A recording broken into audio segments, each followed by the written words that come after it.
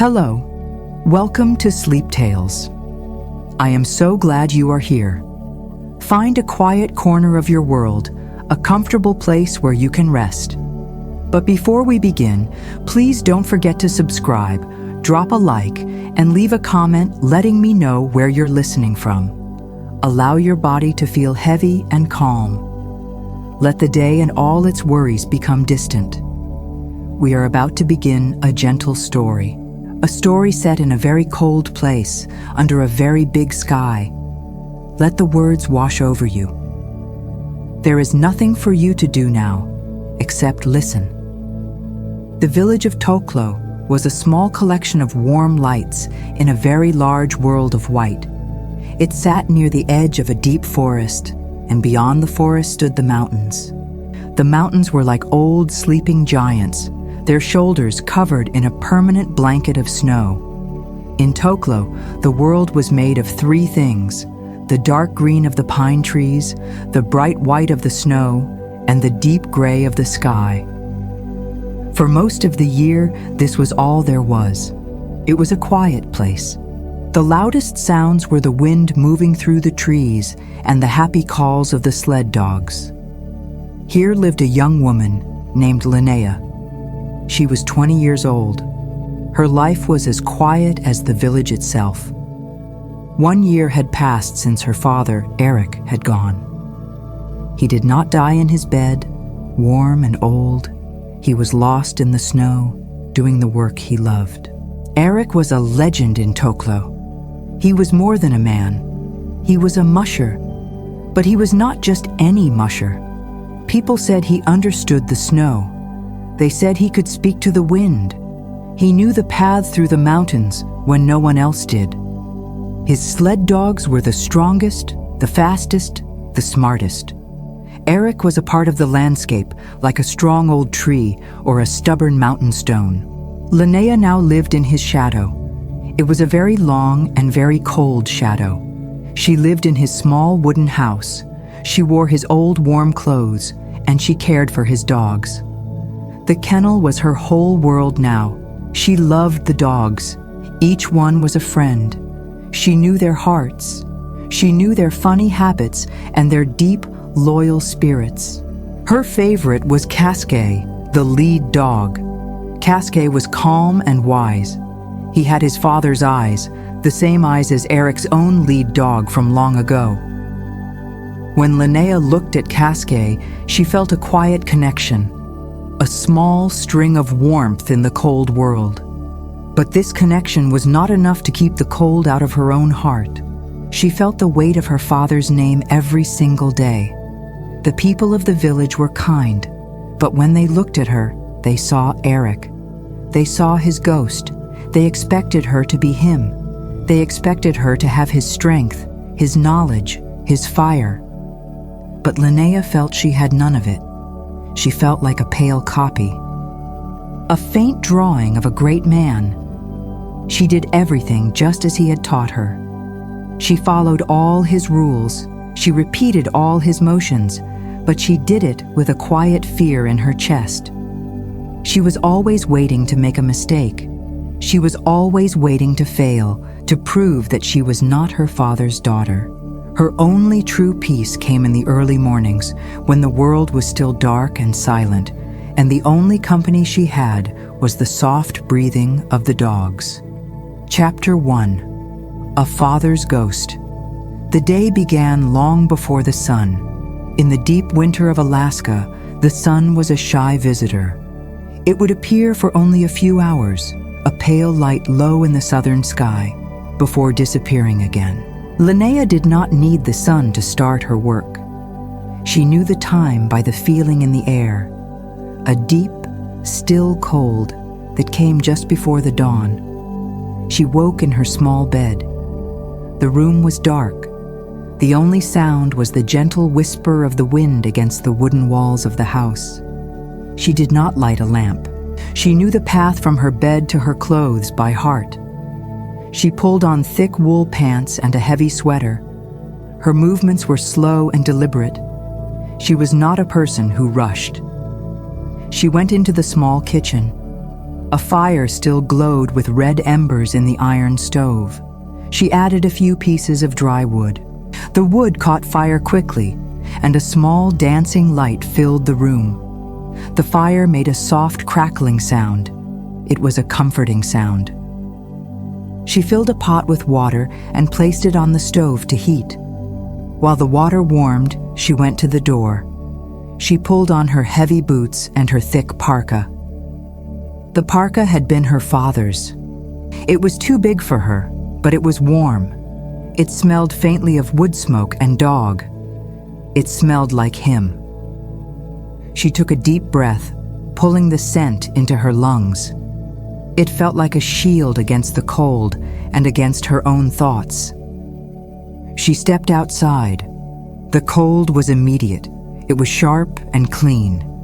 It felt like breathing in tiny needles of ice.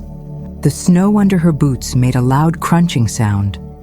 The world was dark blue and silver under the light of the moon and stars.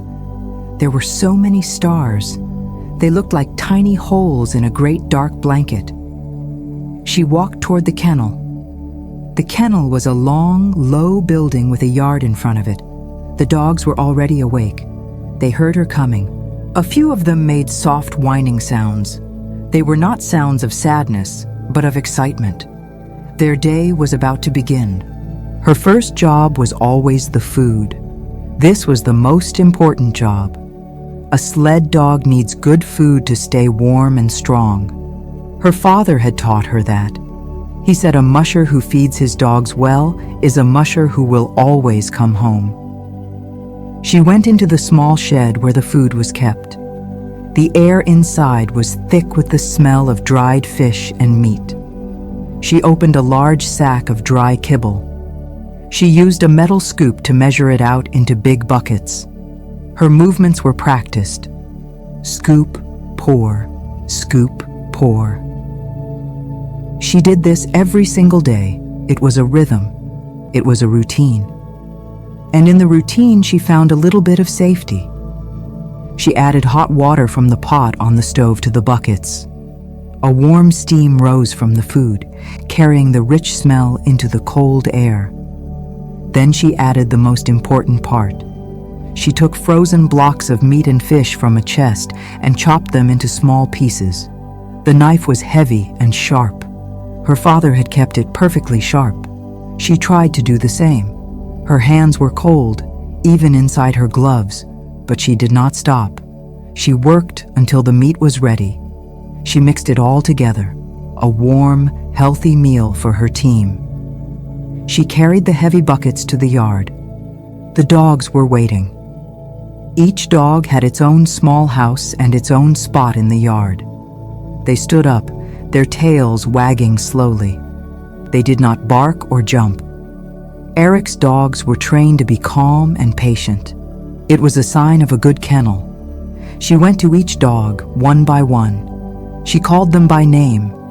There was Bear, a big, strong dog who was gentle as a lamb. There was Willow, a fast, lean female who was shy with people but brave on the trail. There was Finn, a young dog full of energy and mischief. And there were many others. She gave each one their share of food. She spoke to them in a low, soft voice. She checked their paws for cuts. She ran her hands over their thick fur, feeling for any problems. The dogs ate quickly and happily. The sound of their eating was the only sound in the yard. When they were finished, she picked up the empty bowls. She brought them inside to be washed. Then came the next part of the routine. Cleaning the yard. She took a wide shovel and a rake. The work was hard and simple. It made her arms ache, but she did not mind. It was honest work. It was necessary work. As she worked, the sky began to change. The deep dark blue slowly turned to a soft gray. The stars faded. The moon became a pale ghost in the morning sky. A new day was coming to Toklo. After the cleaning came the harnesses. This was the work she loved, but also the work that made her feel the most doubt. The harnesses were made of strong leather and webbing. They were complex things. A good harness had to be strong. It had to fit the dog perfectly. A bad harness could injure a dog. It could break on the trail. Her father had made most of these harnesses himself. His hands had known how to work the leather. His stitches were small and perfect and strong. He could feel a weak spot just by touching it. Linnea sat on a low stool in the workshop next to the kennel. The workshop was her father's place. His tools hung on the walls in perfect order. The room smelled of leather and oil and cold metal. She took a harness from a hook. It belonged to Bear. She checked every strap. She ran her fingers along every line of stitching. She looked for any sign of wear, any small tear. She found a spot where the leather was cracking near a metal ring. It was a small problem, but a small problem could become a big problem in the mountains. She had to fix it. She took a piece of new leather. She took a sharp tool to cut it. She took a needle and thick waxed thread. Her father had shown her how to do this 100 times. "Slow hands, Linnea," he would say. "Let the needle do the work." She tried to remember his voice. She tried to make her hands slow and steady, but her fingers felt clumsy. The new leather was stiff. The needle was hard to push through. Her stitches were not as small or as straight as his. She pulled the thread tight, and it broke. A small sound in the quiet room. She closed her eyes. A wave of frustration washed over her. It felt like this all the time. She was trying so hard to be him and failing at every small step. She took a deep breath. She started again. She cut a new piece of thread. She worked more slowly. This time the stitches held. It was not perfect. It was not his work. But it was strong. It would keep Bear safe. That was what mattered. She finished the repair and hung the harness back on its hook. She checked another and another. This was her morning. A quiet battle with thread and leather and the ghost of her father's perfect hands. As she was finishing her work, she heard the crunch of boots on the snow outside. She knew who it was without looking. Only one person in the village came to visit her this early. It was Silas. Silas was an elder. He was a kind man, with a face full of deep wrinkles and eyes that had seen many winters. He had been her father's best friend. He had known her since she was a baby. He meant well, but his words were often heavy. He came into the workshop, bringing a cloud of cold air with him. "Linnea," he said. His voice was deep and rough, like stones rubbing together. "Working hard. Good girl." She did not look up. She kept her eyes on the harness in her lap. "Silas," she said. It was a simple greeting. He walked around the small workshop. He picked up a tool from the wall. He looked at the sled that was resting in the corner, waiting for the snows to be deep enough for long runs.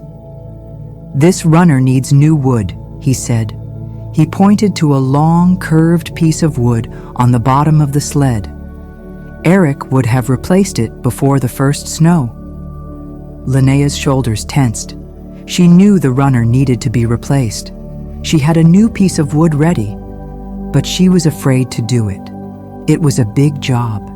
If she did it wrong, the sled would not run straight. "I am going to do it this week," she said quietly. Silas nodded. He did not hear the fear in her voice. He only heard her words. Good. Eric could fix a sled runner with his eyes closed. He would steam the wood just right, bend it like it was a piece of rope, a real artist with wood. He sighed, a sound of fond memory. He was a good man, the best. Every word was a small weight added to her shoulders. She knew he was just remembering his friend, but it felt like he was telling her again and again that she was not her father. She finally looked up at him. His face was kind. He was not trying to hurt her. He did not understand. "The dogs look good," he said, changing the subject. "Healthy. You are feeding them well." This was meant to be a compliment, but then he added, "You use the same mix Eric did, the fish and the meat." He knew what they needed. She wanted to scream. She wanted to tell him that she knew what they needed too. She wanted to say that she spent every hour of every day with these dogs. She knew them. She loved them. But she said nothing. She just nodded and went back to her work. Silas stayed for a few more minutes. He told her a story about a time he and Eric went hunting. It was a long story. Linnea had heard it before. She made small sounds to show she was listening, but her mind was far away. She was thinking about the sled runner. She was thinking about how her hands would not be strong enough to bend the wood. She was thinking about how her father would have done it already. Finally, Silas patted her on the shoulder. His hand felt heavy. "You keep up the good work, Linnea. You make your father proud." He turned and left. The sound of his boots crunching in the snow faded away. Linnea sat alone in the workshop. The silence he left behind was louder than his words. She put down the harness she was holding. She could not work anymore. Her hands felt weak and useless. She stood up and walked out of the workshop, past the dog houses. She walked to the edge of the trees. She needed to be away from the kennel, away from all the things that reminded her of him and of her failure to be him. A soft nose pushed against her hand. She looked down. It was Kaskae. He had come to find her. He had been watching her from his spot in the yard. He had a way of knowing when she was sad. He did not whine or jump. He just stood beside her, a warm, solid presence. His eyes were a pale, intelligent blue. They watched her with a calm understanding that no human ever did. She knelt in the snow and wrapped her arms around his thick neck. She buried her face in his fur. The fur was cold from the morning air, but underneath it, his body was warm. She could feel the slow, steady beat of his heart. She did not cry. She had not cried since her father died. But she held on to Kaskae like he was the only thing keeping her from floating away into the cold gray sky. He just stood there, patient and strong, letting her hold him. He seemed to understand that she did not need words. She just needed a friend. They stayed like that for a long time, two quiet figures at the edge of the great white world. The sun was finally rising, a thin line of pale yellow light on the horizon. It did not bring much warmth. Later that afternoon, the work continued. There was always more work. She needed to bring in more firewood for the house. The wood pile was getting low. She took a small sled, not the big one for the dog team, but a smaller one for carrying heavy loads. She pulled it herself, walking the familiar path into the forest. The trees were tall and silent. Their branches were heavy with snow.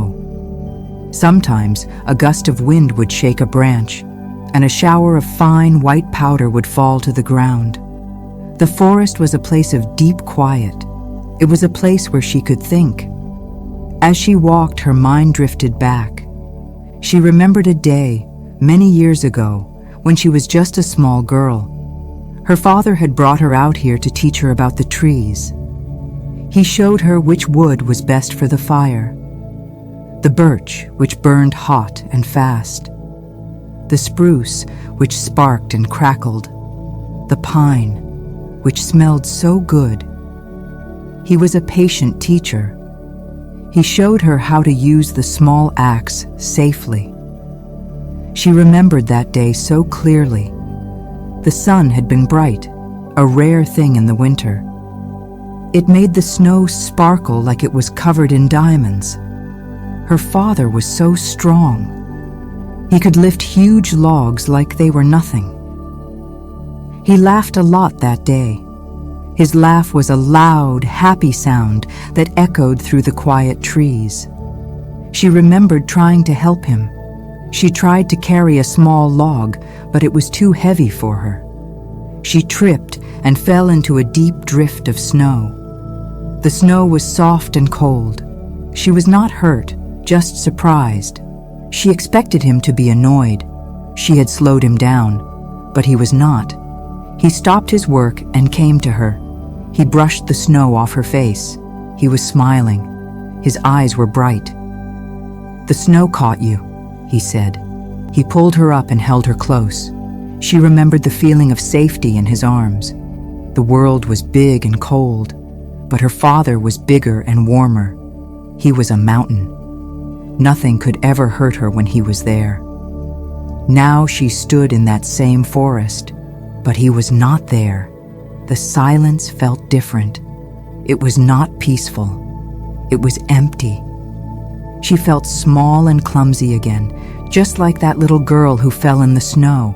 But there was no one to pick her up. She had to do the work herself.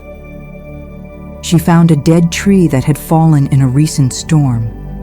The wood was dry and good for burning. She took out her axe. It was the same small axe from that day. He had given it to her. She began to chop the wood. The axe felt heavy in her hands. Her swings were not as clean or as powerful as his, but she kept going. Chop. The axe bit into the wood. Chop. A piece split away. Chop. Another. She worked for over an hour, her breath making white clouds in the cold air. She did not stop until she had a large pile of wood. She loaded the wood onto the small sled. It was heavy. She had to pull with all her strength to get it moving. As she pulled the sled back to the house, her body ached. But it was a good kind of ache. It was the ache of hard work, the ache of doing something necessary. She had not done it as well as him. She had not done it as fast as him. But she had done it. She had filled the sled. There would be wood for the fire tonight. It was a small victory, but it was hers. She stacked the wood neatly against the side of the house, just as he had taught her. The pile was high and solid. It was a good feeling to see it there. It was a small piece of order in a world that felt so messy and uncertain. She had done one thing right, and for now, that would have to be enough. Chapter 2. The White Wall. The day ended as it had begun, in quiet work. Linnea finished stacking the firewood. She checked on the dogs one last time, giving each one a soft pat on the head and a quiet word. Kaskae watched her with his steady, pale blue eyes. He seemed to know her thoughts.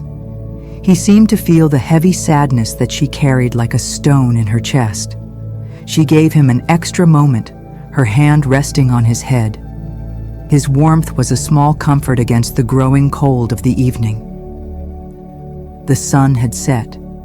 It did not create a beautiful show of orange and pink. The sky simply turned from a pale gray to a deep, dark gray. There was no color. It felt like a lid was being placed on the world. She went back inside her small house. The fire in the stove was warm and bright. It made the room feel safe. She made herself a simple dinner, some bread and a bowl of thick soup. She ate at the small wooden table her father had built. She ate slowly, listening to the sounds outside. The wind was changing. All day it had been a soft whisper, a gentle breath through the trees. Now it was starting to sound different. It was a low moan, a sad sound that seemed to come from far away. It was a lonely sound. It made the small, warm house feel even smaller. It made the world outside feel very big and very empty. After she ate, she cleaned her bowl and spoon. She sat in a chair by the fire. She did not have many books. Her father had not been a man for reading. He read the weather. He read the snow. He read the tracks of animals. Those were his books. Linnea picked up a small book of old stories about her people. The stories were about the great cold, about the spirits of the forest, and the wisdom of the animals. She tried to read, but the words would not stay in her head. Her mind kept listening to the wind. The sound was growing louder. It was no longer a moan. It was a long, low growl. It pushed against the walls of the house. The windows rattled softly in their frames. She looked at the sky through the small window. The clouds were thick and heavy. They moved fast, like a great gray river flowing across the sky. They covered the stars and the moon. The world outside was completely dark now. It was a deep, starless black. It was a darkness you could feel. She felt a strange feeling in her chest, a kind of nervous energy. It was an old feeling. Her grandmother had told her that people could feel a big storm coming. They could feel it in their bones. Linnea felt it now, a deep, quiet warning. She stood up and walked around the small room. She checked the latch on the door. It was strong.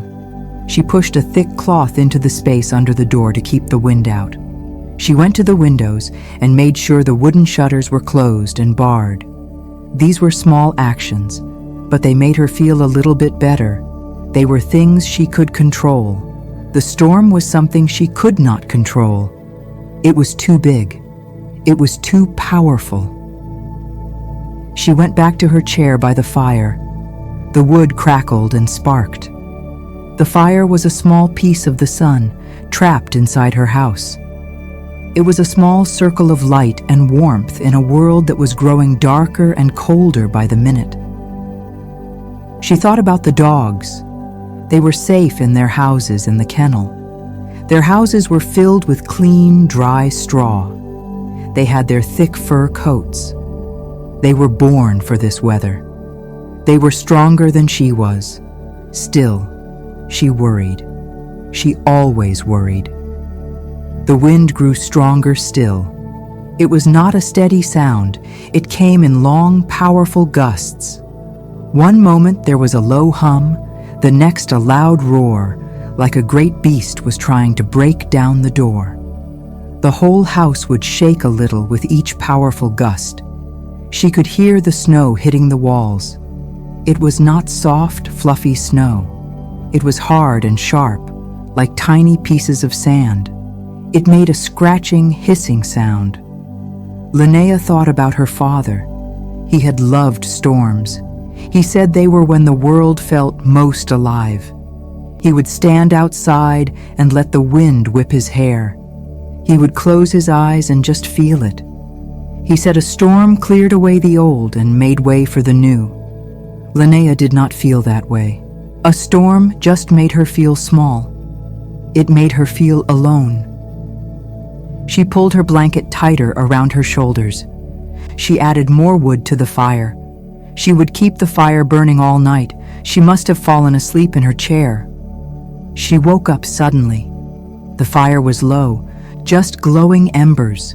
The room was cold. The wind was screaming now. It was a high, thin sound, a sound of pure rage. She had never heard it this loud before. She went to the window and opened the shutter just a tiny crack. She peeked outside. She could see nothing. Not the trees, not the kennel, not the other houses in the village. There was only white, a thick, swirling, moving wall of white.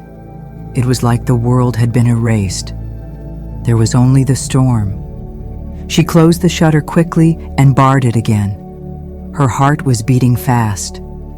This was not a normal storm. This was something different, something bigger, something dangerous. She went to the stove and added more wood.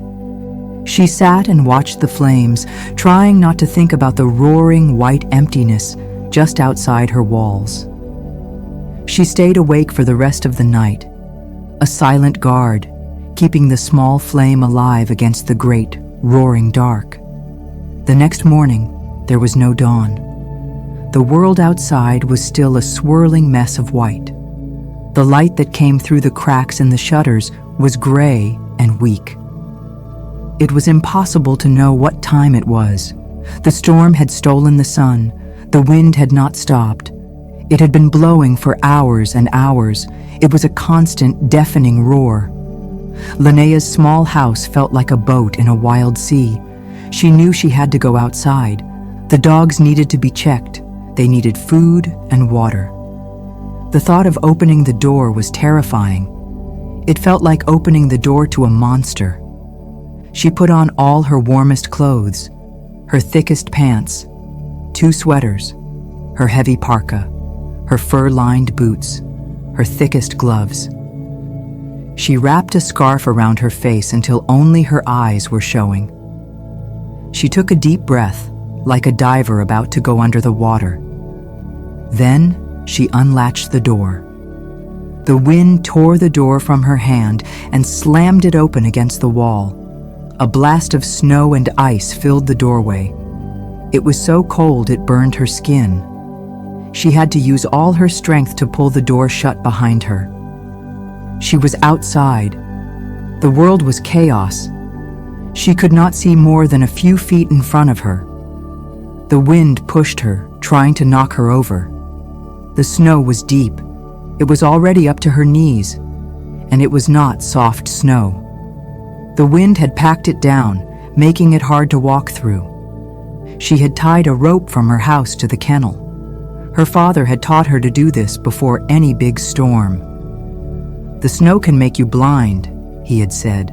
"The wind can turn you around. You can get lost just walking a few feet. Always have a rope." Now she understood.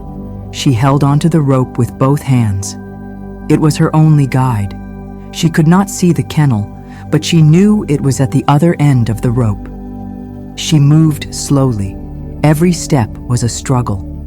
The wind screamed in her ears. The snow flew into her eyes, the tiny space not covered by her scarf.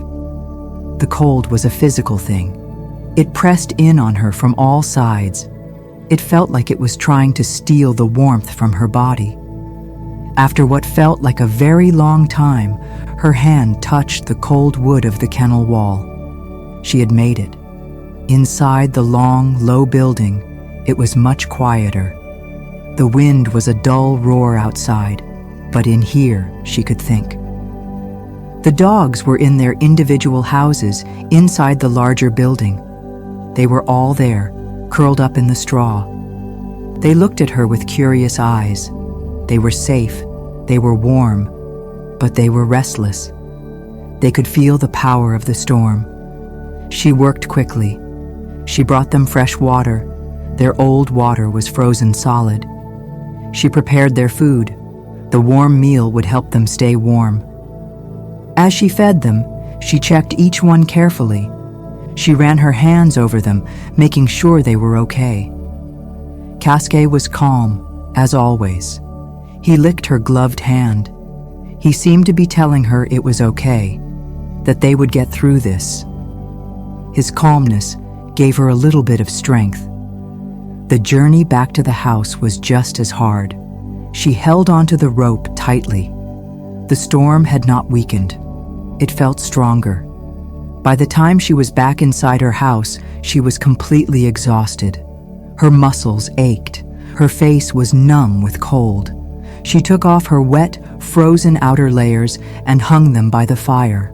She sat down, her body trembling from the cold and the effort. She had only been outside for a short time, but it had taken all her energy. And she knew she would have to do it again in the evening, and again the next morning, for as long as the storm lasted. Later that day, she saw movement through the crack in her shutter. It was a figure, bent low against the wind, moving slowly. It was Silas. He was holding onto a guide rope that connected all the houses in the village. He was checking on everyone. He stopped at her door. She opened it for him. He came inside, covered in snow. He looked old and tired. "The storm is a bad one," he said. His voice was grim. "The worst I have seen in many years. This is a white wall. It will not stop for a few days." He told her that the other villagers were safe. People were staying inside.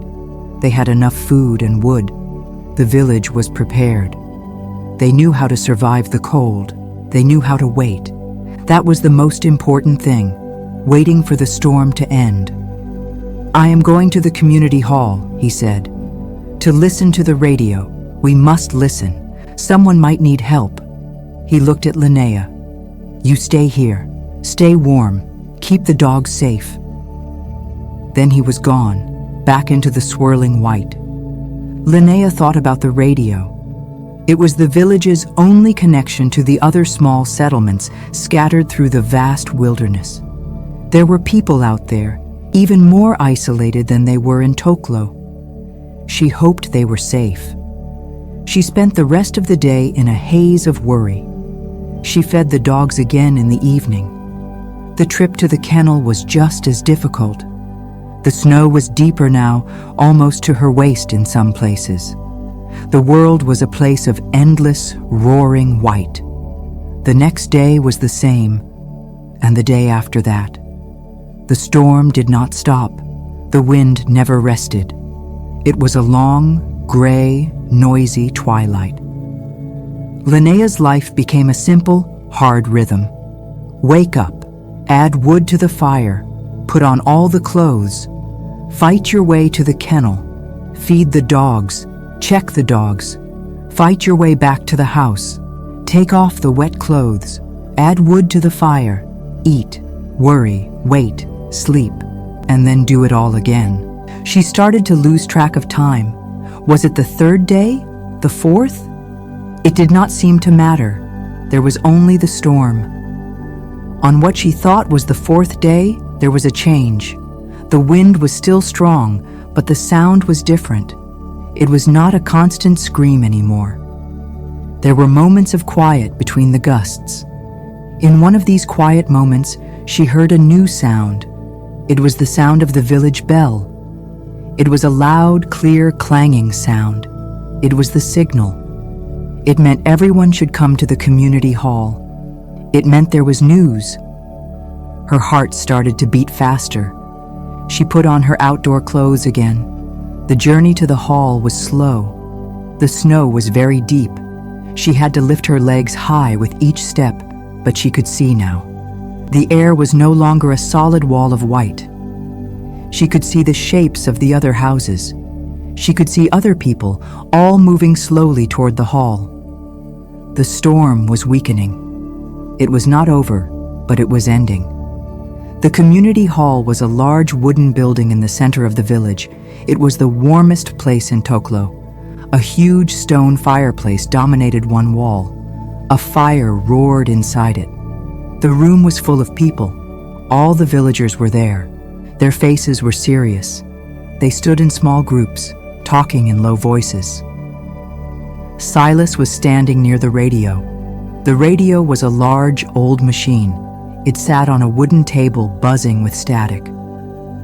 Linnea found a spot near the back of the room. She was just stamping the snow from her boots when the radio crackled loudly. The static changed, and then a voice. It was faint. It was broken by the noise of the storm. But it was a human voice. The entire room went silent. Everyone leaned forward, trying to hear. The voice was a man's voice. He sounded panicked. "Hello? Can anyone hear me? This is Whisper Creek. Can anyone hear?" Silas leaned close to the microphone. "We hear you, Whisper Creek. This is Toklo. What is your situation?" The voice from the radio came back, a little clearer this time. "The storm. It was bad. We are okay. But Ilara, she is sick, very sick, a high fever. The medicine we have is not working." There was a pause, filled with static. "We have run out of the strong medicine. She needs it. The pilot cannot fly. The passes are all blocked. Can anyone help? Please." Linnea's breath caught in her throat. Ilara. The name was a distant bell ringing in her memory. Ilara, a friend of her mother. She remembered a woman with a kind smile and laughing eyes. A woman who had visited them when Linnea was a very small child. She remembered her mother laughing with this woman. A warm, happy sound. It was one of the few clear memories she had of her mother, who had been taken by a sickness long ago. This was not just a stranger in trouble.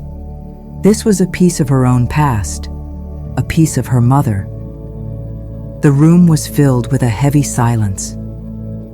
Everyone knew what Whisper Creek was, a tiny settlement, just a few families.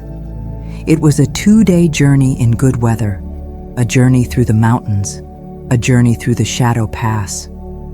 The voice on the radio spoke again, weaker this time. "Is anyone there? We need the medicine. The doctor said she does not have much time." And then, with a final, loud crackle, the radio went dead. There was only static. The storm had closed the door again.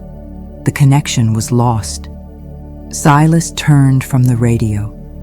He looked at the faces of the people in the room. He did not need to say anything. Everyone was thinking the same thing. The village had the medicine. The small clinic had a supply. But getting it to Whisper Creek seemed impossible.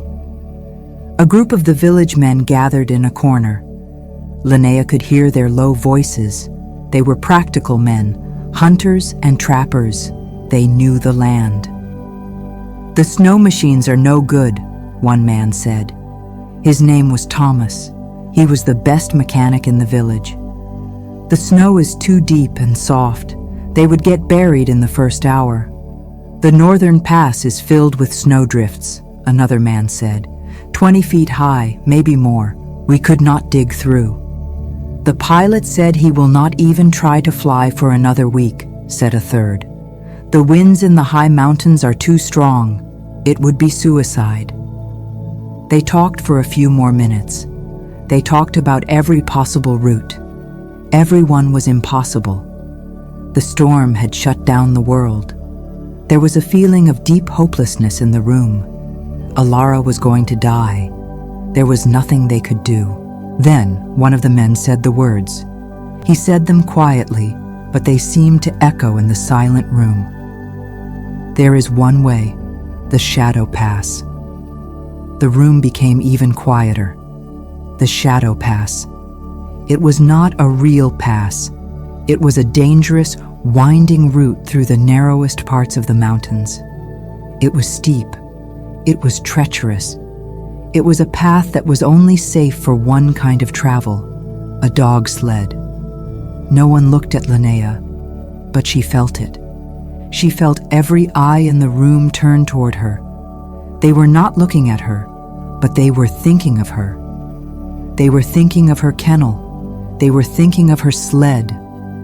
Most of all, they were thinking of her father. Eric had been the only one, the only musher in living memory who would dare to run the Shadow Pass in the deep winter. It was his route. He had known every turn, every rock, every dangerous patch of ice. The pass was a part of his legend. The silence stretched on. It felt heavy. It felt thick. It was full of unspoken questions.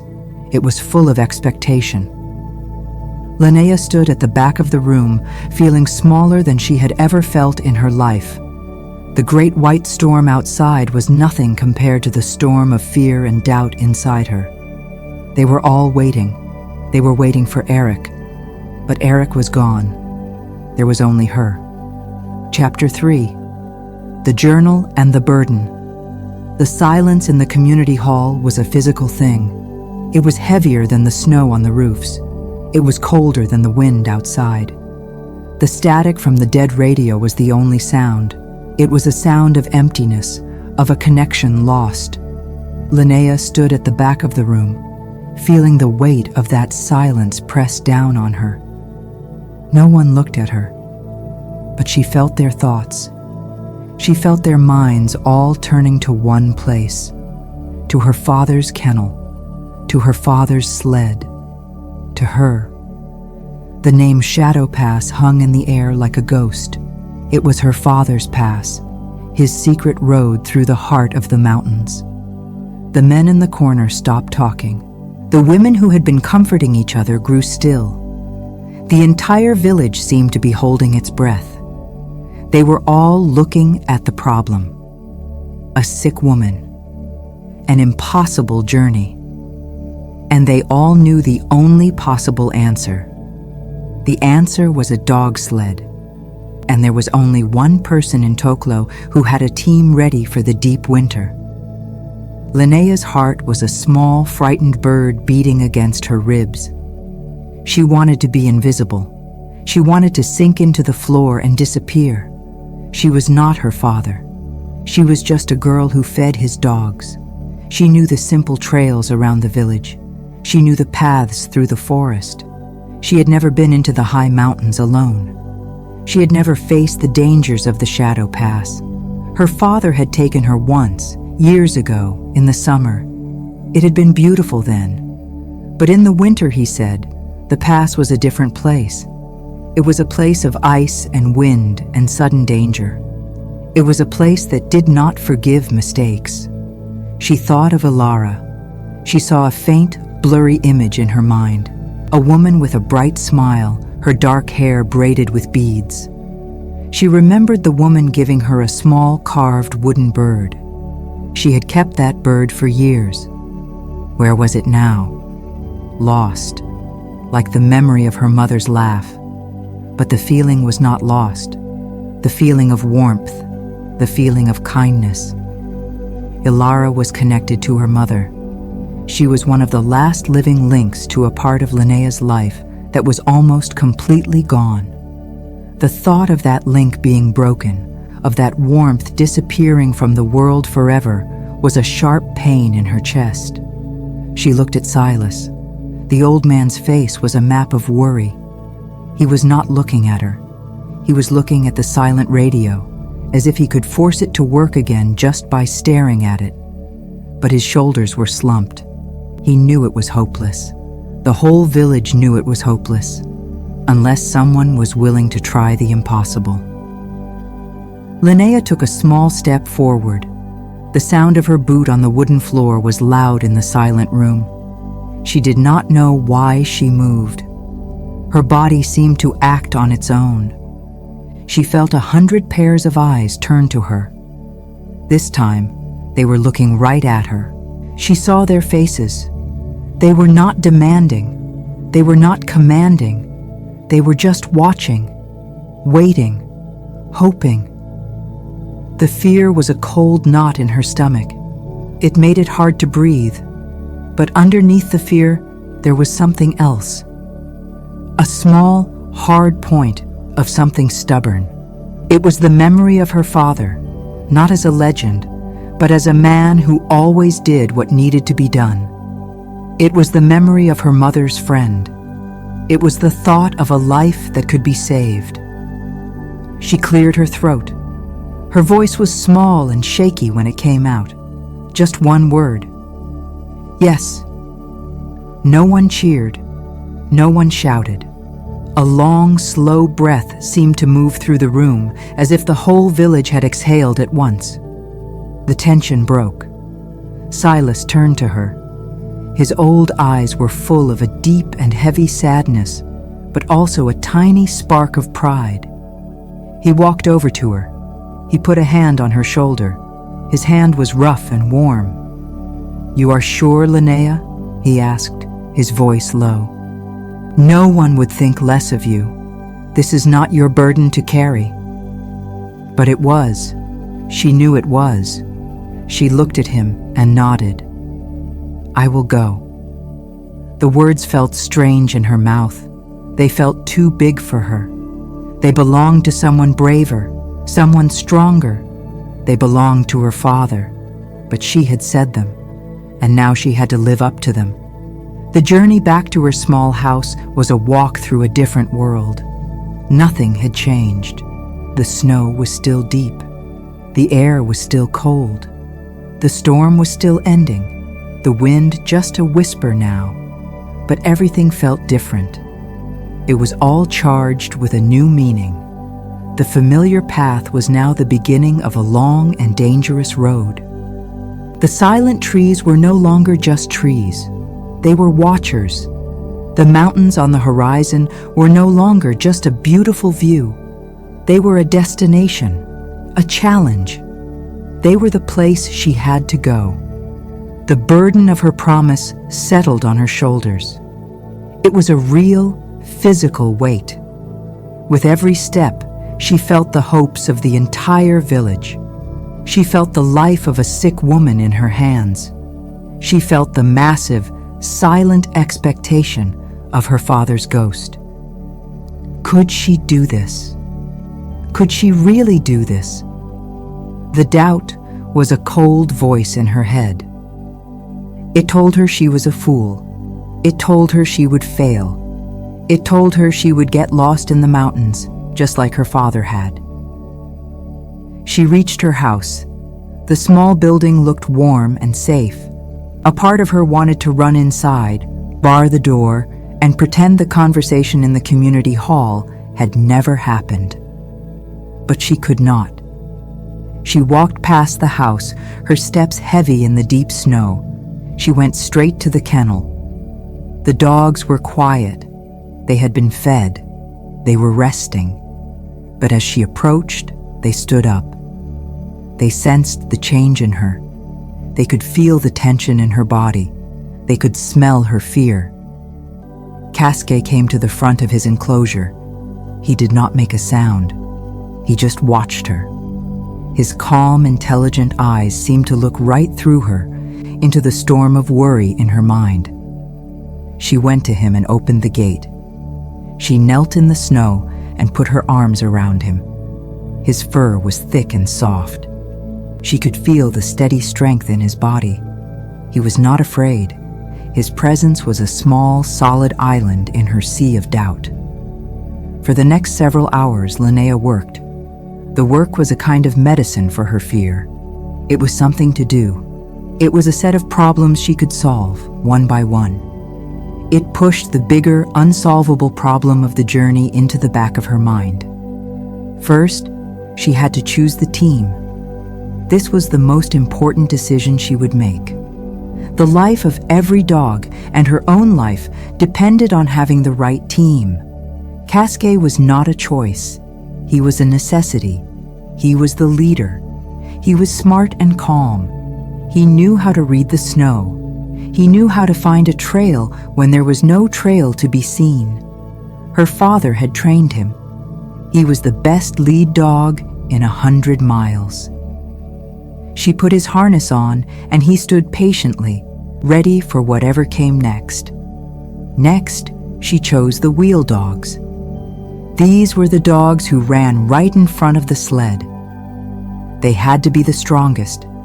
They had to be calm and steady, to handle the weight and pressure of the sled behind them. She chose Bear. He was a huge, gentle dog, almost as much bear as he was a dog. He had incredible power. He could pull a sled out of a deep snowdrift all by himself. His partner would be Nanook, a female who was almost as big and just as calm. Bear and Nanook worked well together. They were a solid anchor for the team. Then came the team dogs, the ones who would run in the middle. They were the engine of the sled. They needed endurance. They needed to be able to run for hours and hours without getting tired. She chose Willow and Finn. They were young and full of energy. They loved to run. She also chose Shadow, a dark gray dog who was quiet and serious. He had excellent night vision. And Storm, a fast, powerful male who sometimes pulled a little too hard, but whose heart was strong. She needed 8 dogs in total, 2 more. She thought for a long time. She looked at all the dogs in the kennel. She finally chose 2 brothers, Kaskae and Koda. They were not the fastest or the strongest, but they were the most reliable. They never fought. They never got tired. They just did their work, hour after hour. The team was chosen. Kaskae, Willow and Finn, Shadow and Storm, Kainae and Coda, and at the back, Bear and Nanook. 8 dogs, a good team, a strong team, her father's team. These were the dogs he had run with. As she put each one into a temporary line in the yard, she felt a little bit of her father's confidence seep into her. She knew these dogs. She knew their hearts. She could trust them. Next was the sled. She guided the team to pull the big freight sled from its shed into the workshop. The workshop was cold, but it was out of the wind. A single lantern cast a warm, yellow light on the walls, making long shadows dance. The sled looked big and empty. It was her father's sled. He had built it himself from strong, light birch wood, tied together with rawhide. It was a beautiful thing.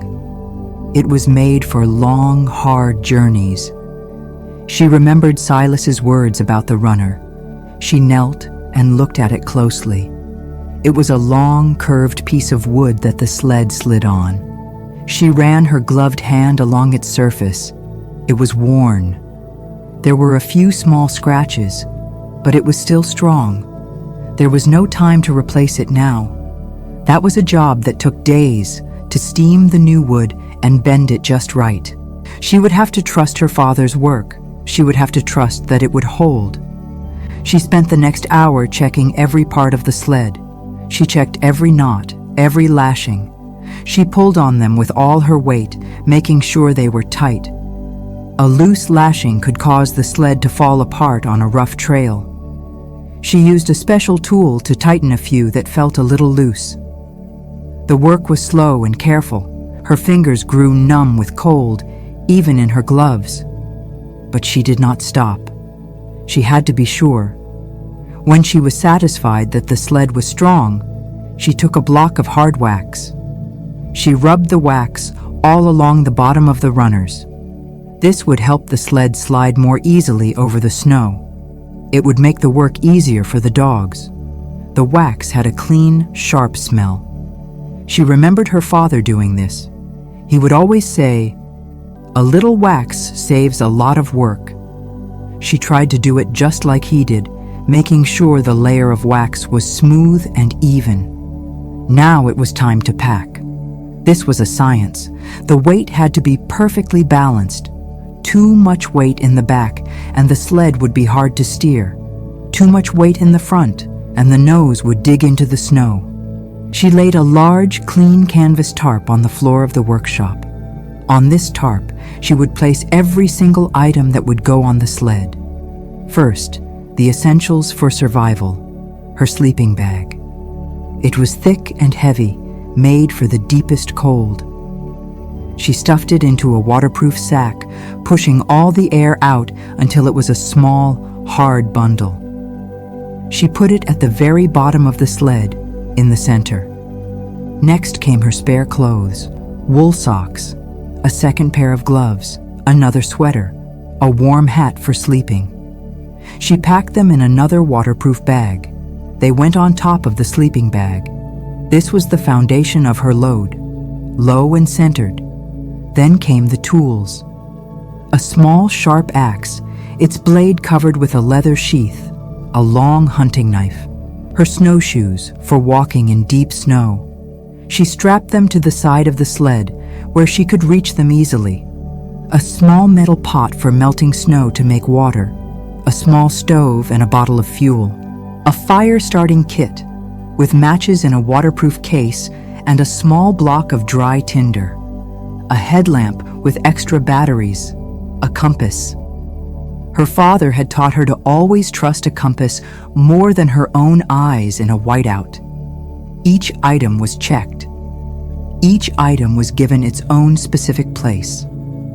Next, the dog gear. A small bag filled with extra booties. These were small fabric socks that went over the dog's paws to protect them from sharp ice. a first aid kit for the dogs with bandages, antiseptic ointment, and special food supplements for energy, a large insulated container for their food, a large ladle for giving them water. Everything a dog might need had to be brought. The dogs came first, always. Her father's number one rule. Then, the food. For herself, she packed food that was light and full of energy. Dried meat, hard, flat bread, bags of nuts and dried fruit, tea bags, a small, hard block of chocolate for emergencies. For the dogs, she packed the best food, a special mix of high-energy kibble, and large, frozen blocks of meat and fat. The dogs would need thousands of calories a day to stay warm and strong. Their food was the heaviest part of the load. She packed it carefully, distributing the weight evenly over the bottom of the sled. Last, she went into the house. A woman from the village had brought the medicine. It was in a small wooden box. The box was wrapped in a piece of soft cloth. It felt so small in her hands. It was amazing that something so small could be so important, that it could hold the difference between life and death. She took the box back to the workshop. She wrapped it in another layer of soft wool. Then she put it inside a spare boot and stuffed more wool around it to protect it from the cold and the bumps of the journey. She placed this precious package in the safest part of the sled, right in front of where she would stand. She tied it down securely. Her purpose was now packed. It was real. It was sitting there in the sled. The sled was almost full. It looked like a small mountain of gear, all strapped down tightly under a canvas cover. She had done everything she could think of. She had followed all the steps her father had taught her. She felt exhausted, but the work was not quite done. There was one more thing she needed. Her father had a special coil of rope. It was thinner and stronger than any other rope. He used it for emergencies. She did not know where he kept it. She searched the workshop. She looked on every shelf, in every corner. It was not there. She went into the small storage room at the back of the workshop. It was a place she rarely went. It was her father's private space. It was filled with his old things, old harnesses, broken tools, piles of furs. In the corner, there was a large wooden chest. It was dark wood with iron hinges. It was closed with a simple leather strap. She had never opened it. She hesitated. It felt wrong to go through his things. It felt like she was invading his memory. But she needed that rope. She knelt and untied the leather strap. The lid was heavy. She lifted it. The air that came out of the chest smelled of old leather and cedar wood and something else. It smelled like him. Inside there were old maps rolled up and tied with string. There was a spare parka folded neatly. There were some tools she did not recognize. And under all of that, she saw it. The coil of thin, strong rope. She reached in to get it. Her fingers brushed against something hard and smooth. It was a book. She pulled it out. It was not a printed book. It was a journal. The cover was made of worn, dark brown leather. It was soft from years of use. There was no title on the cover. She opened it.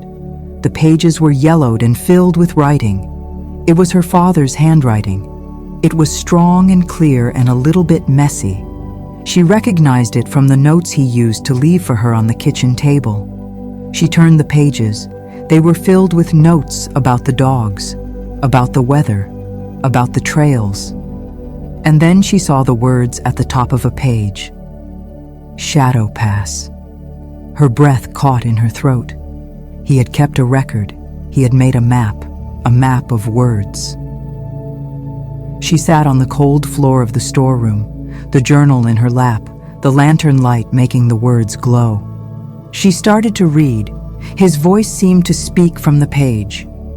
October 10th, first snow in the pass. The wind is sharp from the north. November 3rd. Ice is forming on the high cliffs. Very dangerous.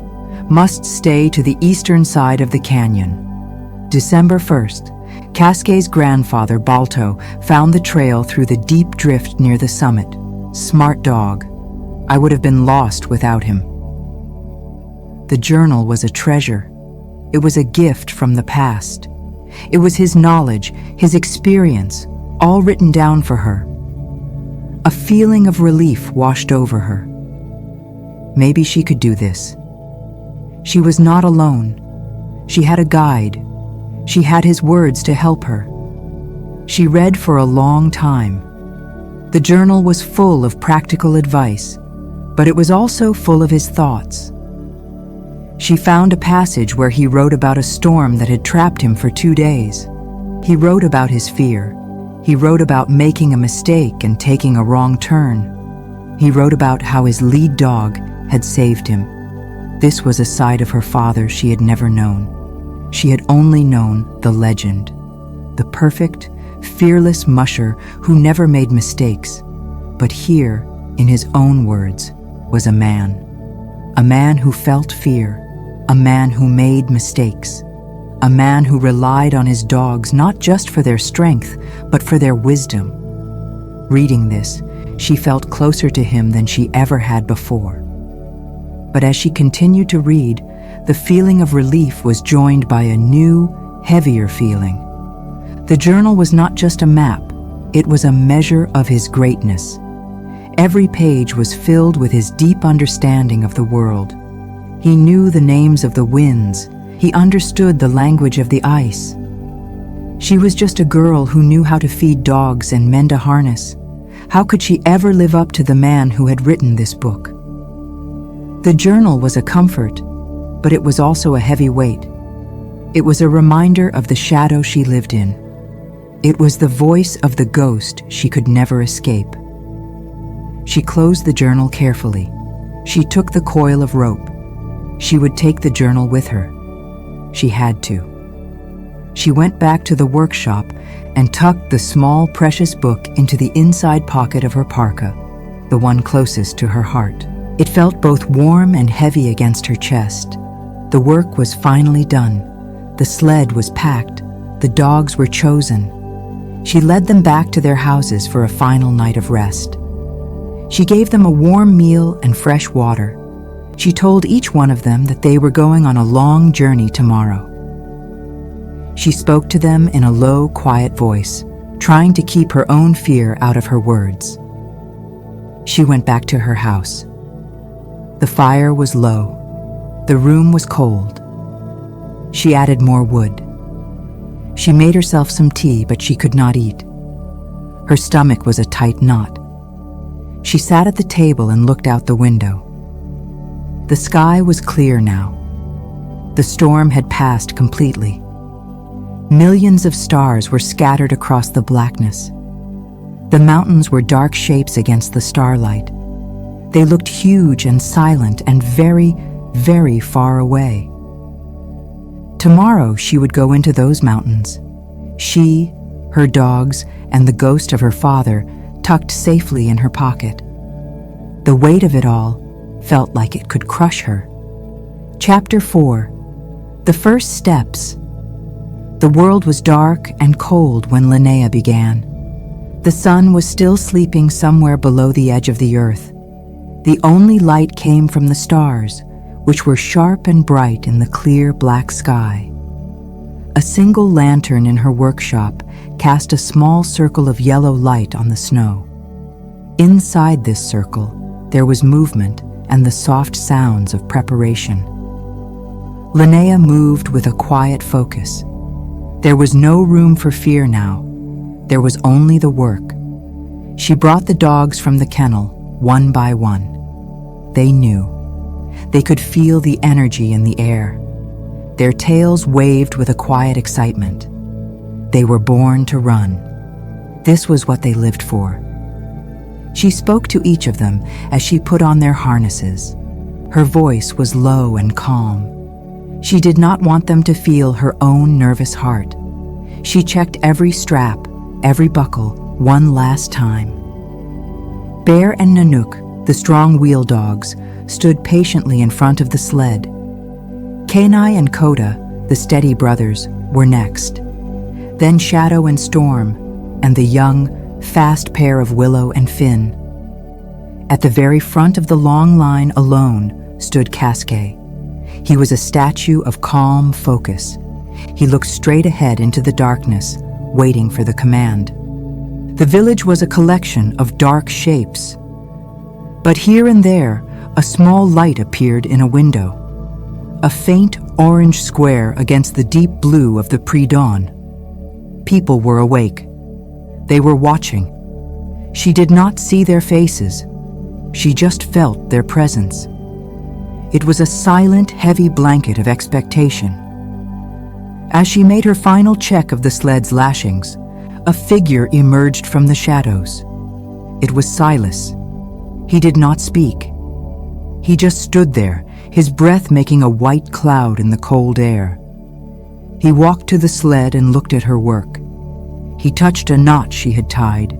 He looked at the dogs. He looked at her.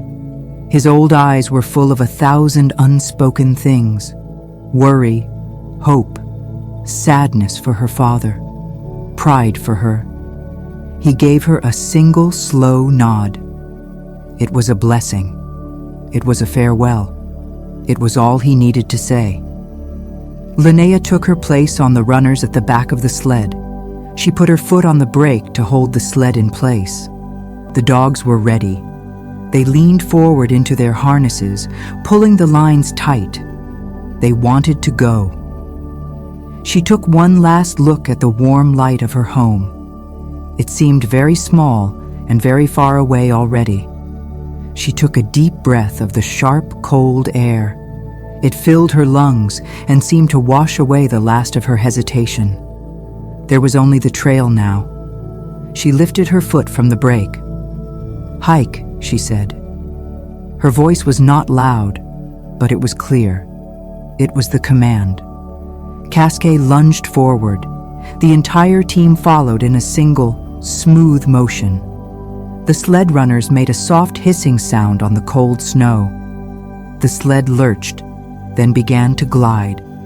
They moved out of the small circle of lantern light and into the darkness. The journey had begun. The first part of the trail was familiar. It was a path that led from the village into the deep woods. She had traveled it many times, but it felt different now. The trees were tall, silent giants. Their branches were heavy with the snow from the great storm. They formed a white tunnel over the trail. The world was hushed and still.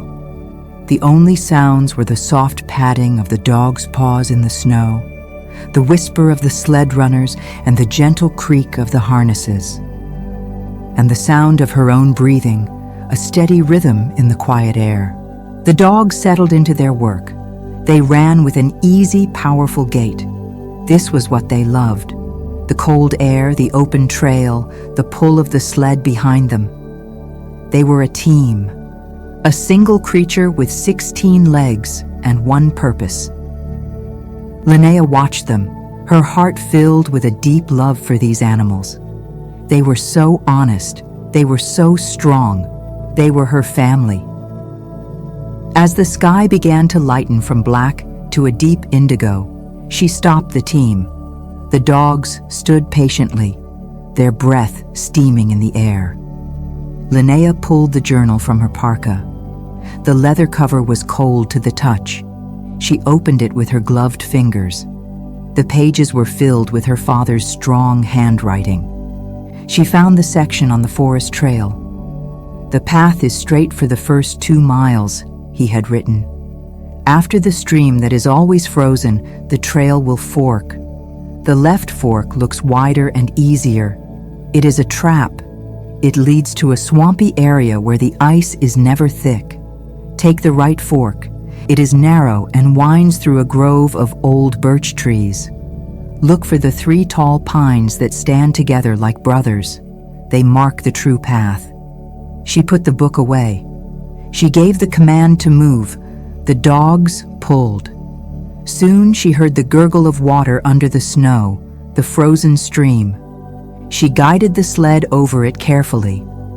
Not long after, the trail forked, just as he had said.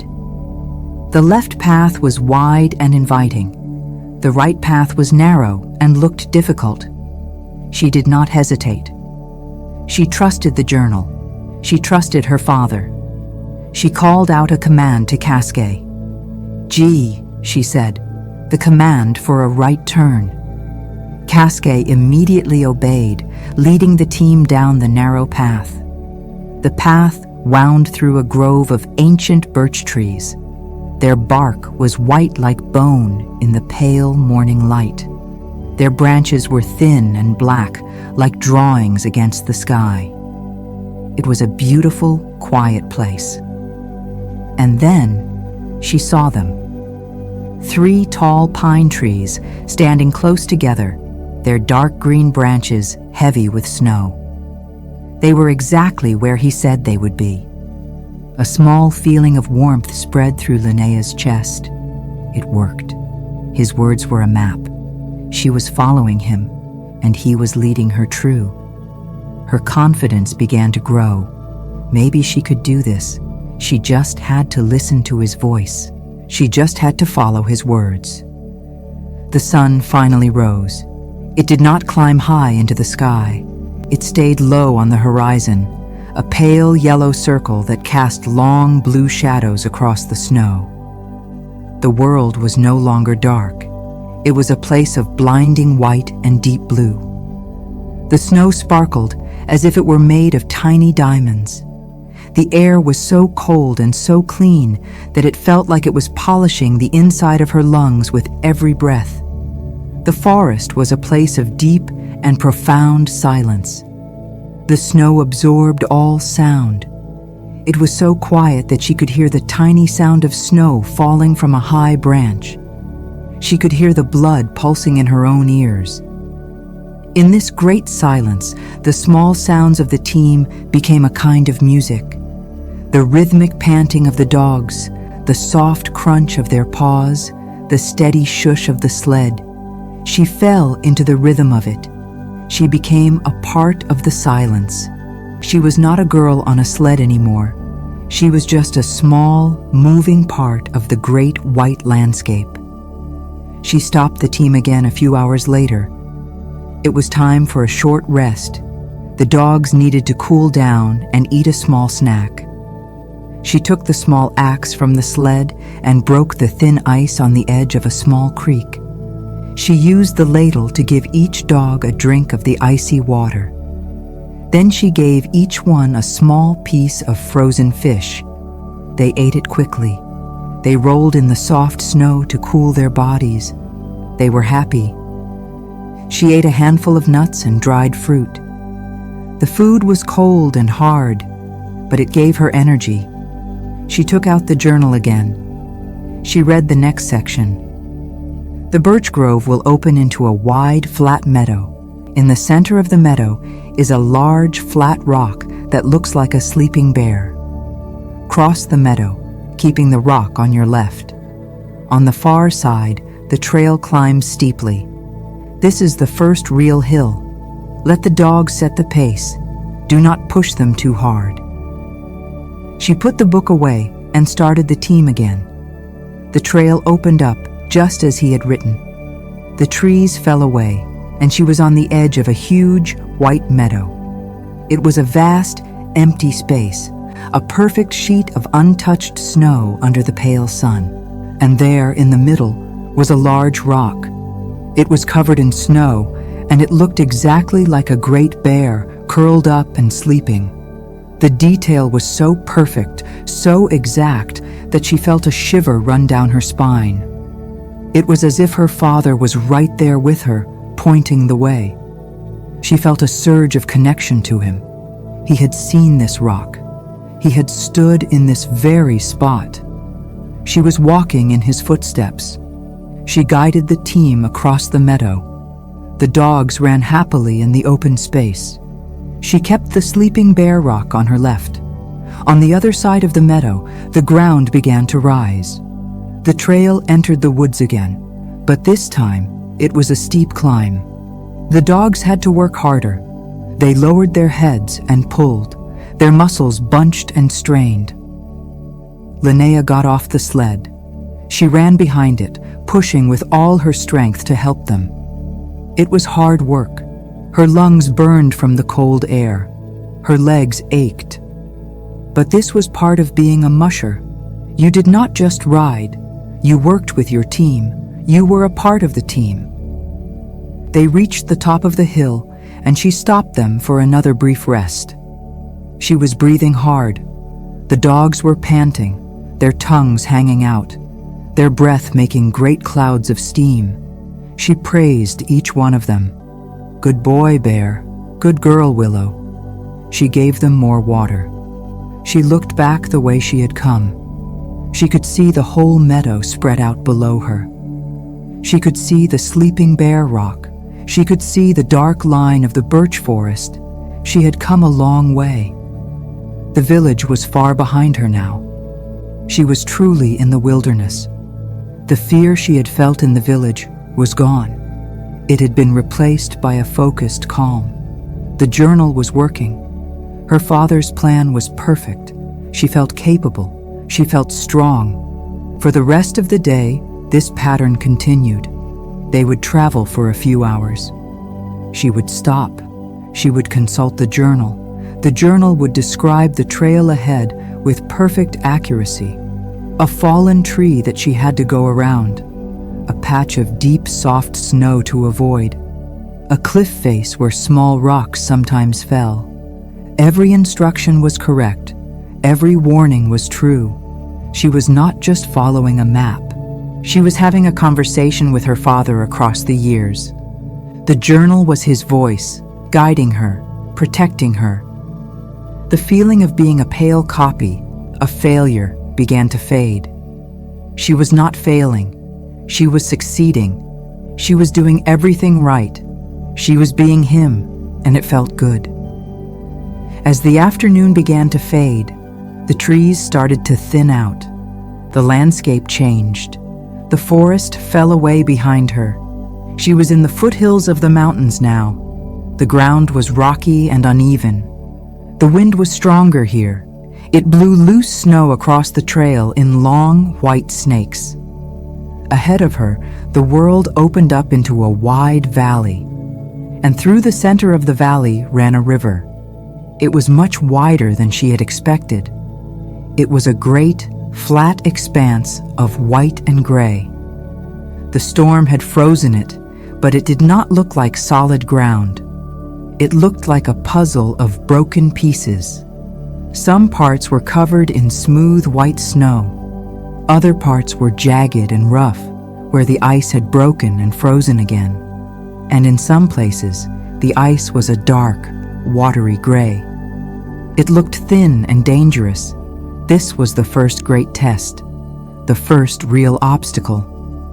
She stopped the team at the edge of the riverbank. The dogs were uneasy. They could smell the water under the ice. They whined softly and shuffled their feet. Linnea's own heart began to beat a little faster.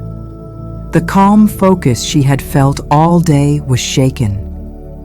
The river was a huge, unpredictable thing.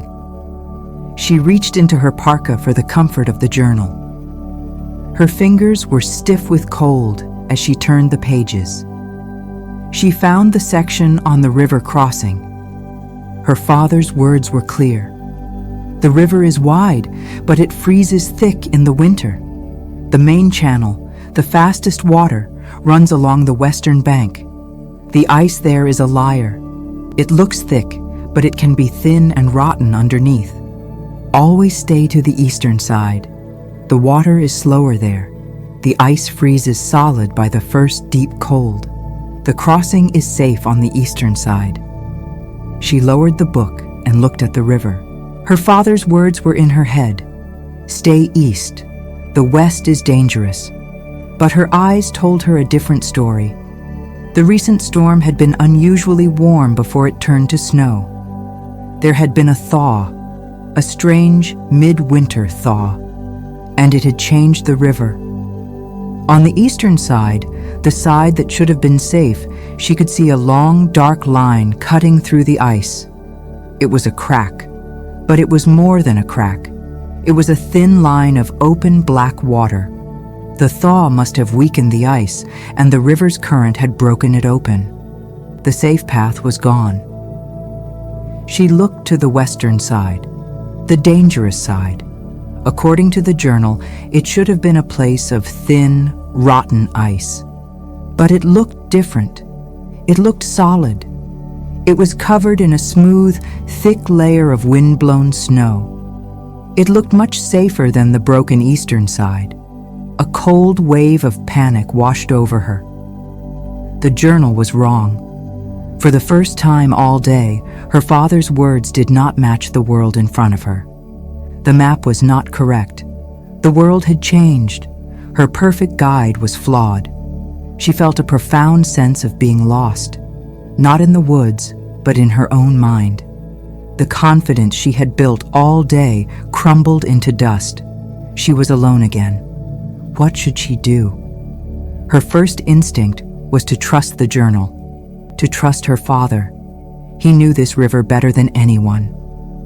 Maybe the dark line of water on the eastern side was not as bad as it looked. Maybe the solid white snow on the western side was just a thin crust, hiding the dangerous, rotten ice beneath. Her father's words were based on a lifetime of experience. Her own eyes were just seeing one day, one moment. How could she trust herself over him? But the dark water on the east was real. She could see it moving. It was a black, hungry mouth in the white ice. To try and cross there seemed like madness. She felt trapped. The book told her one thing. Her senses told her another, and she did not know which one to believe. She stood there for a long time, frozen by indecision. The wind was cold on her face. The dogs were getting restless. They wanted to move. They did not want to be near this dangerous, groaning ice. She looked at Kaskae. He was not looking at the river. He was looking at her. His head was cocked to one side. He was waiting for her to lead, waiting for her to be the leader. And in that moment, she knew she could not just stand there. She had to make a choice. She closed her eyes for a second. She tried to shut out her father's voice from the journal. She tried to just be present, in that moment, on that riverbank. What did she know? She knew that open water was dangerous. She knew that the western side looked solid, but looks could be deceiving. She needed more information. She walked a few steps away from the sled, down to the very edge of the ice. She stomped her foot on the snow-covered ground. It was solid. She looked at Kaskae again. He was no longer looking at her. He was looking out at the river. But he was not looking at the broken eastern side. His gaze was fixed on the western bank. He let out a low, soft whine. He lifted one paw, as if pointing the way. He was looking west. Another memory surfaced in her mind. It was not from the journal. It was a real memory, from a day she had spent with her father mending nets by the summer river. She had been a small girl. She had asked him how he always knew where the deep holes were. He had laughed. He had pointed to his old lead dog, Balto, Kaskae's grandfather. "I don't always know, Linnea," he had said. "But he does. The dogs know the water. They can smell it. They can feel it through their paws. A good musher listens to her eyes. A great musher listens to her lead dog." The words came back to her now with a stunning clarity. Listen to your lead dog. She looked at the journal in her hand, the book with all the answers. And then she looked at Kaskae, who was still looking west, his body tense with intelligence.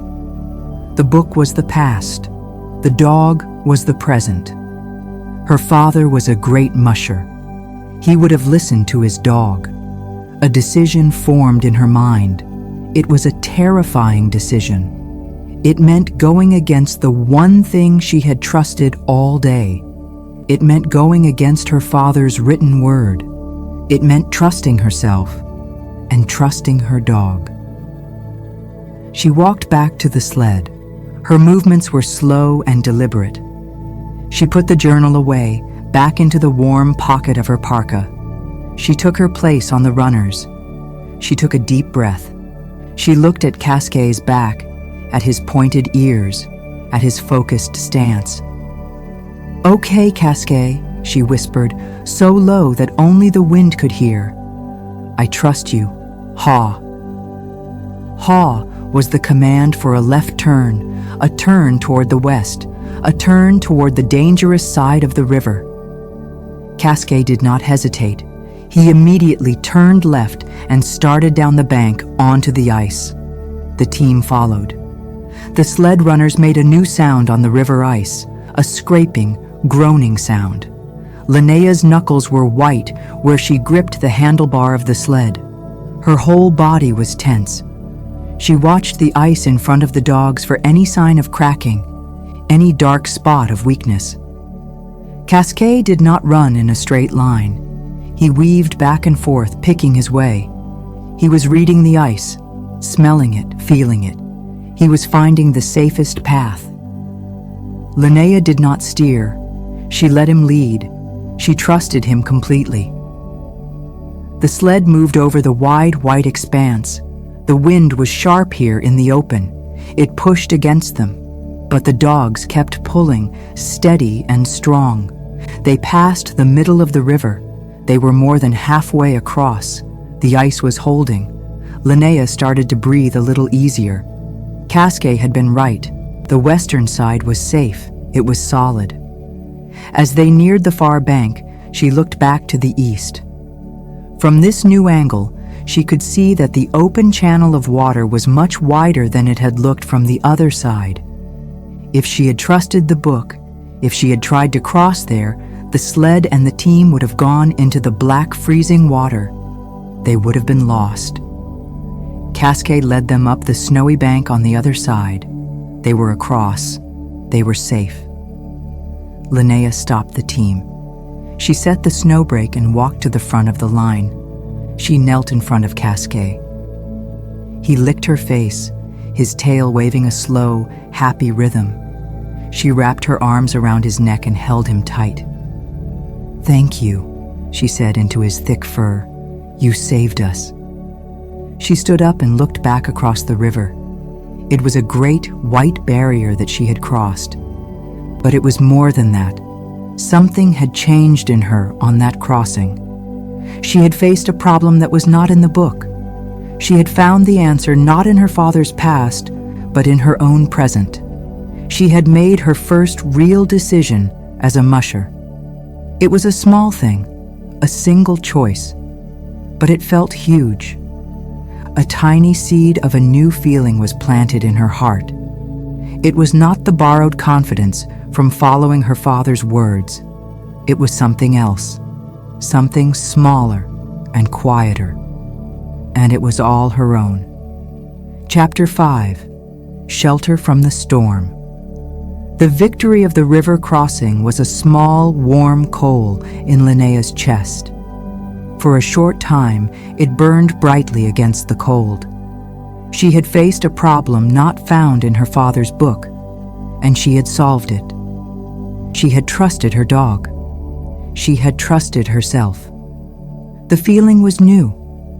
It was a fragile strength, but it was hers.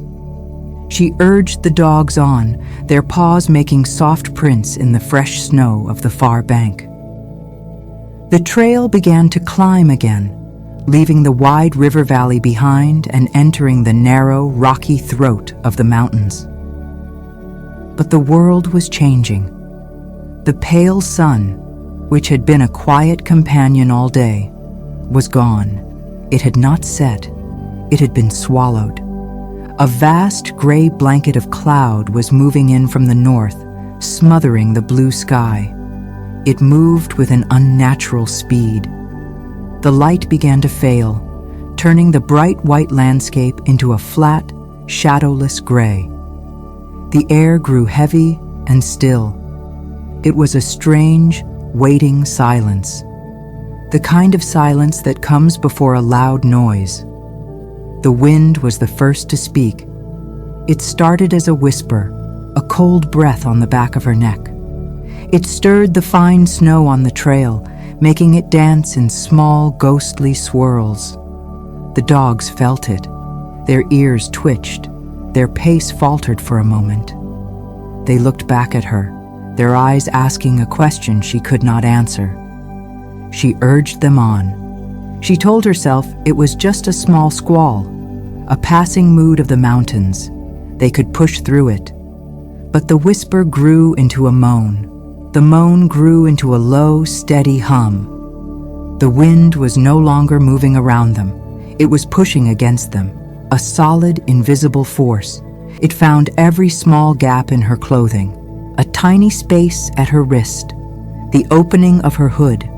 It sent needles of cold deep into her body. The temperature was dropping.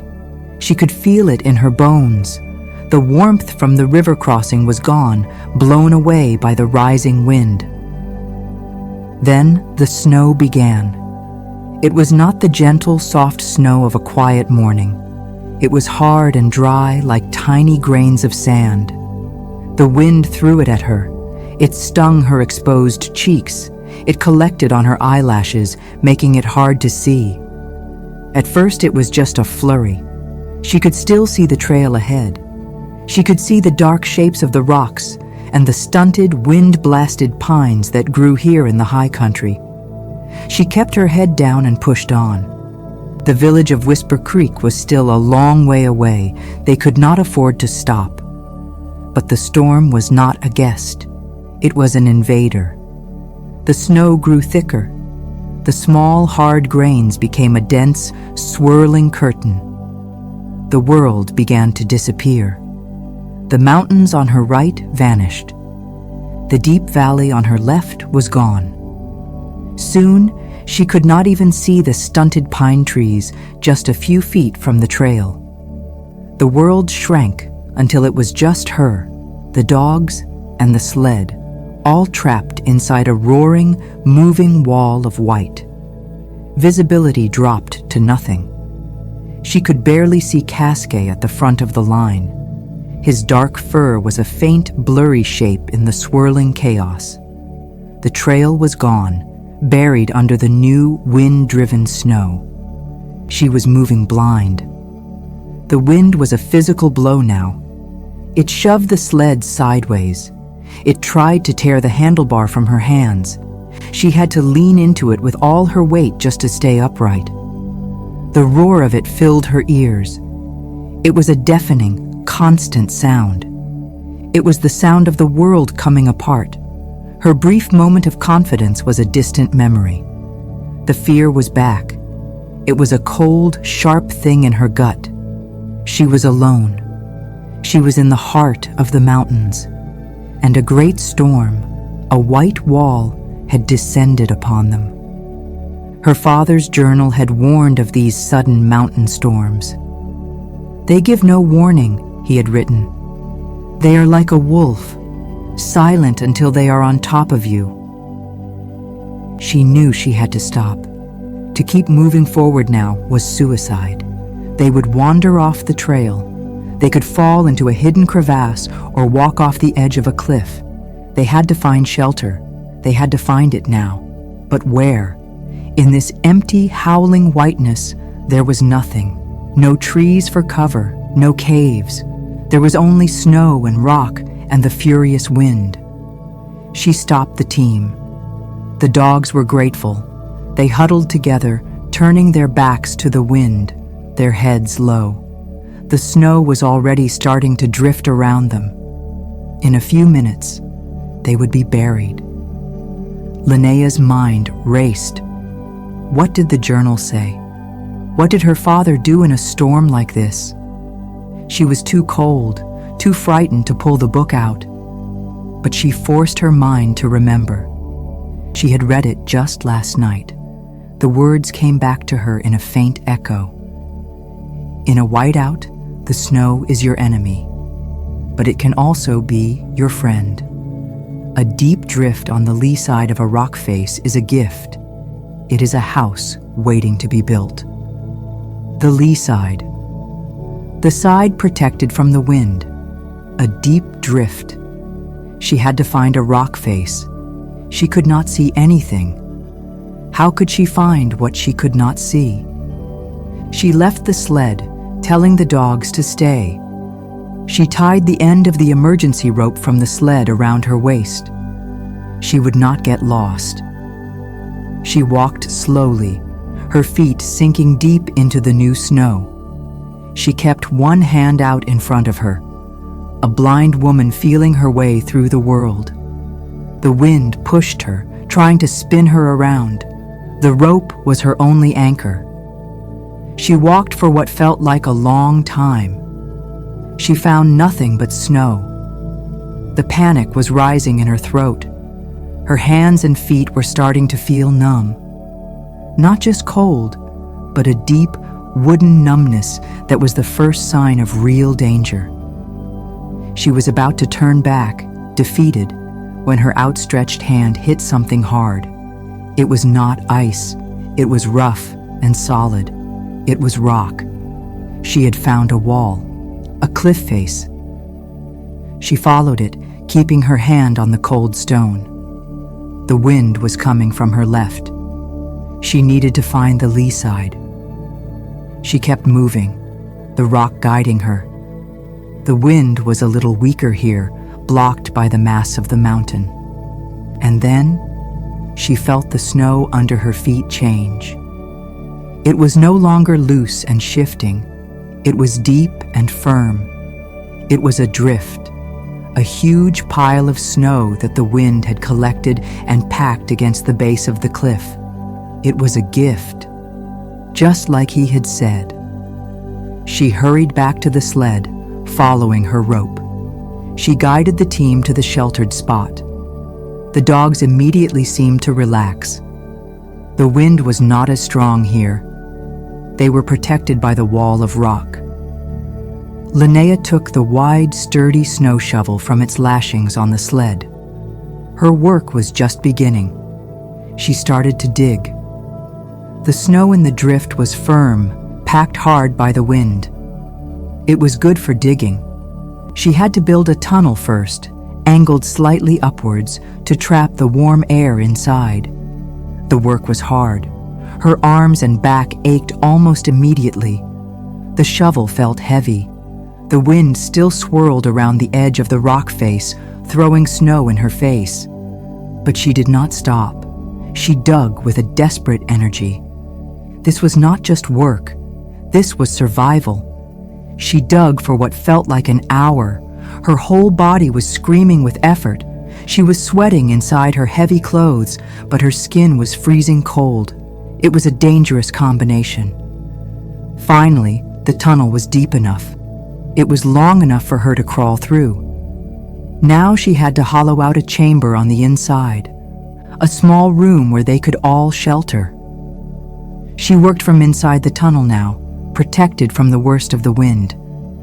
The only light was the gray, ghostly light that filtered through the snow. She dug and pushed the loose snow out behind her. She worked until she had carved out a space big enough for her and the 8 dogs. It was not large. It was a small, low cave, but it was shelter. When it was finished, she brought the dogs inside. They crawled through the tunnel and into the chamber, shaking the snow from their thick fur. They explored the small space with their noses, then curled up in a tight group, their bodies pressed together for warmth. Their presence immediately made the small cave feel safer. It felt less empty. Linnea went back out for the sled. She had to unload the most important gear: the sleeping bag, the stove, the food, the precious box of medicine. She pushed and pulled the heavy bags through the tunnel. It was exhausting work. When she was done, she used the sled itself to block most of the entrance to the tunnel. It would help keep the wind and snow out. Finally, she was inside. She crawled into the small chamber and sealed the last part of the tunnel entrance from the inside with a block of snow she had cut. And then there was silence. It was a strange, profound silence. The roaring, screaming wind was gone. It was replaced by a low, muffled hum. It was the sound of the storm, but it was far away now, on the other side of the thick snow walls. The light inside the cave was a soft, dreamlike blue. It was the color of a deep shadow on a sunny day. It was beautiful and strange. The silence pressed in on her. The adrenaline that had fueled her work began to fade, and the fear came back. It came back with a force that stole her breath. She was trapped. She was buried alive under tons of snow in the middle of a raging blizzard, in the heart of the mountains. She thought of the journey ahead. The Shadow Pass was still to come, the most dangerous part. And she had not even made it through the first full day without being stopped. Her confidence, that small, fragile thing, was completely gone. The success at the river felt like a foolish bit of luck. What was she doing here? She was not a musher. She was a girl playing a dangerous game. She was wearing her father's clothes, using his sled, reading his book. But she was not him. She was an imposter, and the mountain knew it. The storm knew it. And they were trying to send her home, or worse. Her father had died out here, somewhere in the great white emptiness. He had been the best. He had known everything. And still, the mountains had taken him. What chance did she have? A bitter wave of self-doubt washed over her. She felt foolish and small. She had made a promise to the village. She had taken the medicine. She had put the lives of these good, trusting dogs in her clumsy hands. And she was going to fail them all. She sat in the blue silence, her arms wrapped around her knees. The dogs were sleeping. Their soft breathing was the only sound. They were not afraid. They trusted her. That trust felt like a heavy weight. It was a trust she had not earned. A tear, hot and sharp, slid down her cold cheek. And then another. She did not make a sound. She just sat there, in the cold blue light, as the great emptiness of the world outside seeped into her heart. She felt a desperate need for her father.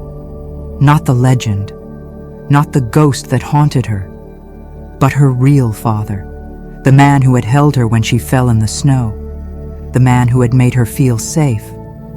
She wanted him to be there. She wanted him to tell her what to do. She wanted him to take this heavy burden from her. But he was gone. There was only the journal. She reached into her parka. Her fingers were numb and stiff. They felt like small pieces of wood. She fumbled with the book, pulling it out. The leather cover was cold and damp. She held it in her lap. It was the only piece of him she had left. She needed his strength. She needed to read his confident words. She needed him to tell her that it was going to be okay. She opened the book. The pages were stiff with the cold. She tried to find the section on storms, but her fingers were too clumsy. They could not separate the thin pages. She opened the book to a random spot in the middle. The lantern was in one of the bags, but she did not want to get it out. The blue light from the snow was enough to see. His handwriting filled the page. She began to read, not for information, but just to hear his voice in her head. The entry was dated from a winter many years ago. January 14th, it began. Lost. The word is a cold stone in my stomach. The storm came from nowhere. A white wall. Just like the stories the old ones tell. I thought I knew the sky. I thought I could read the clouds. I was wrong. I was proud. And the mountain has punished me for my pride. Linnea blinked. She read the words again. Lost. Her father had been lost? It did not seem possible. He was the man who always knew the way. She kept reading. I took a wrong turn before the storm hit. I was trying a new path, a shortcut, a foolish idea. Now the trail is gone. My compass is spinning. The wind is a devil, trying to confuse me. I have been walking in circles for hours. I do not know where I am. For the first time in many years, I am truly afraid. My hands are shaking. It is not just from the cold. I think of home. I think of my wife.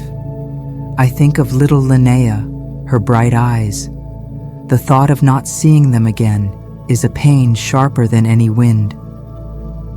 Linnea's breath caught in her throat. He had written her name. He had been thinking of her. He had been afraid. The perfect, fearless legend was a man who had been scared, just like her. A man whose hands had shaken. The entry continued. I had to stop. I made a shelter, not a good one. I was panicked. The dogs are cold and tired. It is my fault. I have failed them. I sat in the darkness for a long time. The fear was a loud noise in my head. I thought about giving up, just sitting here and letting the snow cover me. It would be an easy way to end it, a quiet end. Linnea felt a cold dread creep into her heart. Her father had thought about giving up? The strongest man she had ever known? But then Balto came to me. He pushed his cold nose into my hand.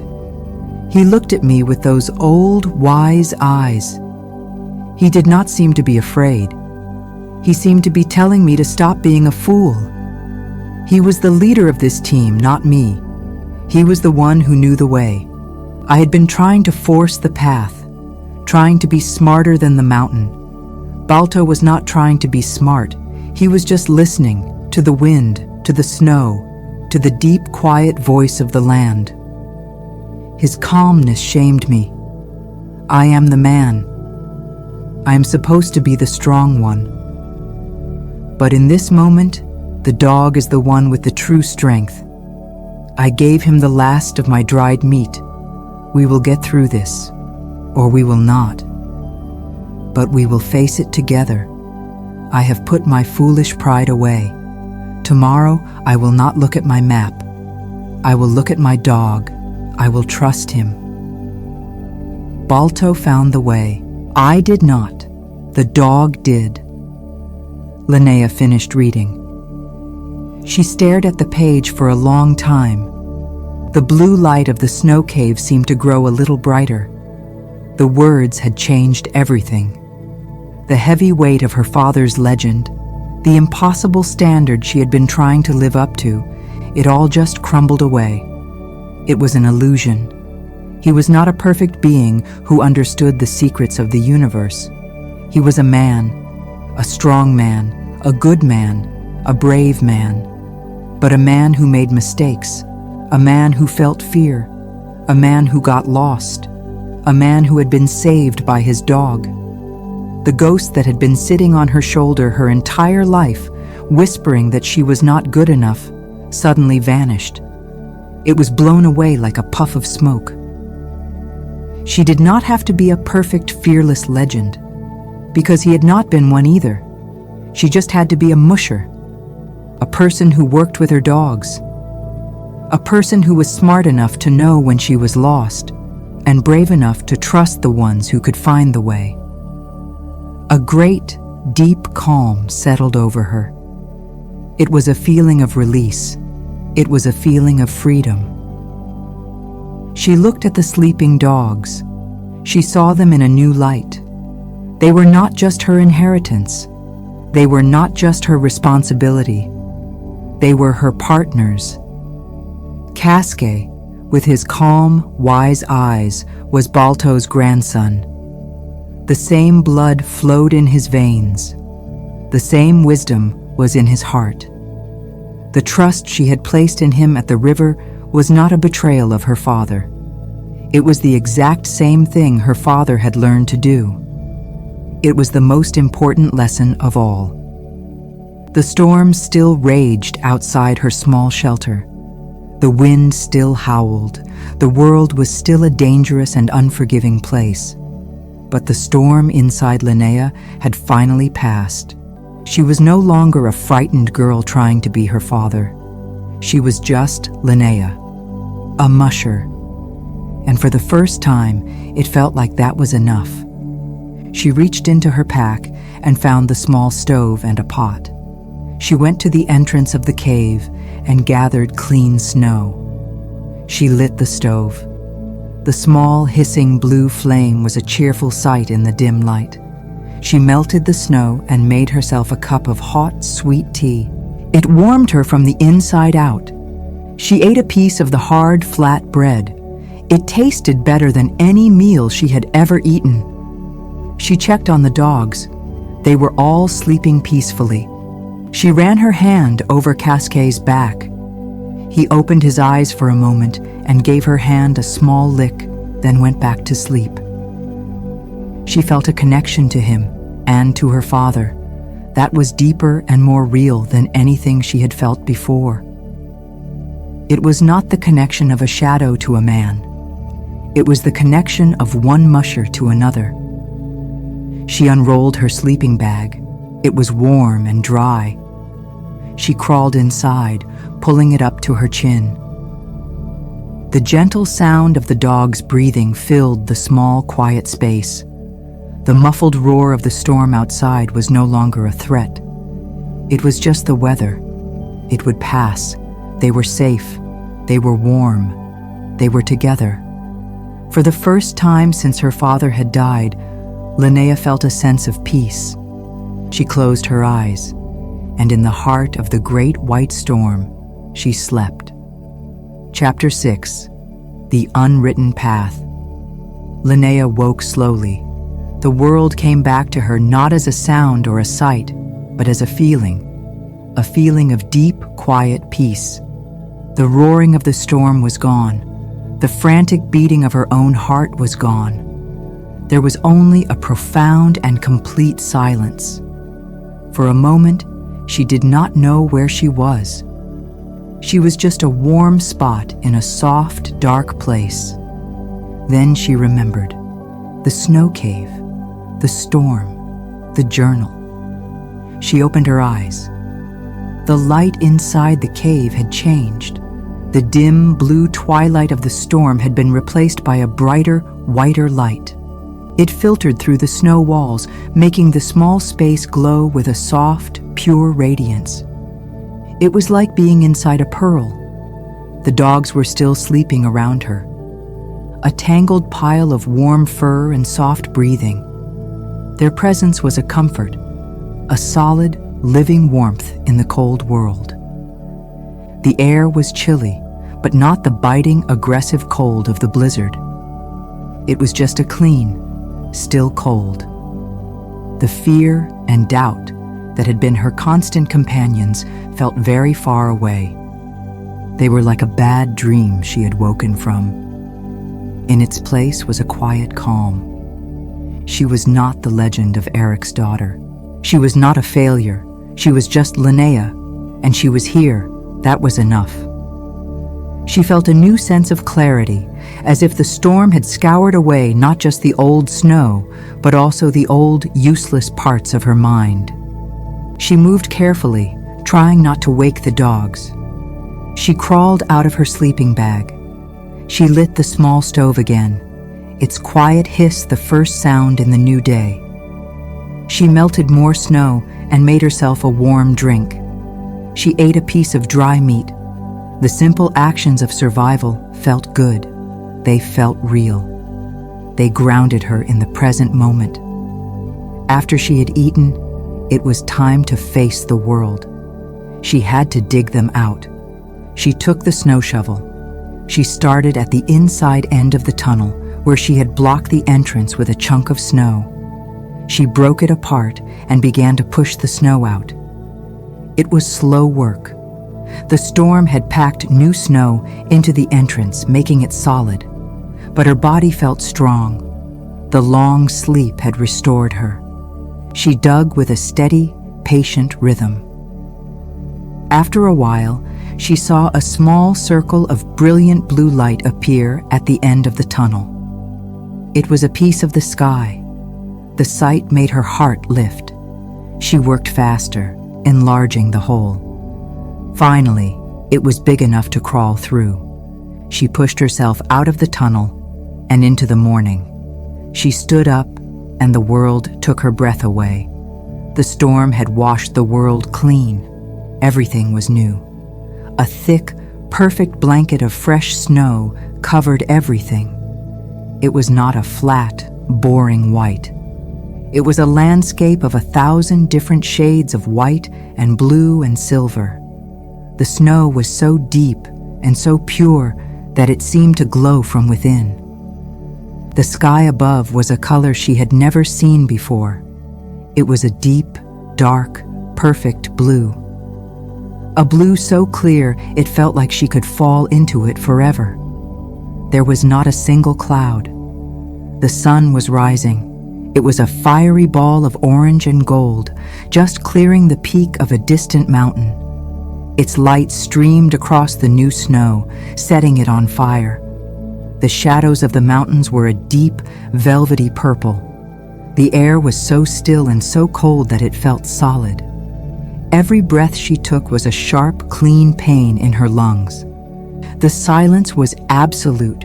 It was not an empty silence. It was a silence that was full of the immense, sleeping power of the mountains. It was the most beautiful and the most terrifying thing she had ever seen. She stood there for a long time, just looking. She was a tiny, dark speck in a vast, empty world of light and color. She felt very small, but she did not feel afraid. She felt a part of it, a small, breathing part of the great, silent world. The beauty of the morning did not last forever. There was work to do. She went back to the cave and woke the dogs. They were sleepy and stiff. They stretched and shook the snow from their fur. She led them out into the bright light. They blinked in the sudden brightness. They sniffed the new air. They rolled in the deep, soft powder, their legs kicking in the air with pure joy. The storm was over. They were free. Linnea's work was to get them ready. She fed them a warm, high-energy meal. They ate quickly, their hunger sharp after the long rest. She checked each dog carefully. She looked at their paws. She felt their legs. She looked in their eyes. They were all healthy. They were all strong. They were ready. Then she had to pack the sled again. She pulled all the gear from the snow cave. She organized it on the clean snow. She packed it onto the sled with the same slow care she had used back in the village. But it felt different now. She was not just copying her father's movements. She was packing the sled because she understood why everything had to be in its right place. She understood the balance. She understood the need for order in this wild place. Finally, everything was ready. The dogs were harnessed. The sled was packed. She stood for a moment, looking at the trail ahead. The old trail was completely gone.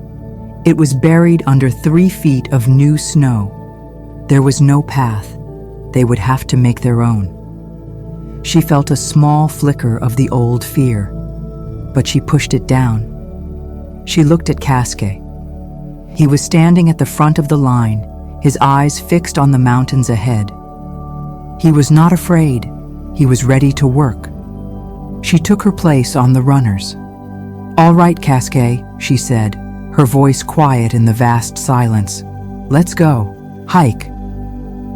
The first few hours of travel were incredibly difficult. The new snow was soft and deep. It had no bottom. The dogs sank into it up to their chests. The sled, heavy with gear, did not glide. It plowed, it wallowed. It felt like they were trying to pull a boat through thick mud.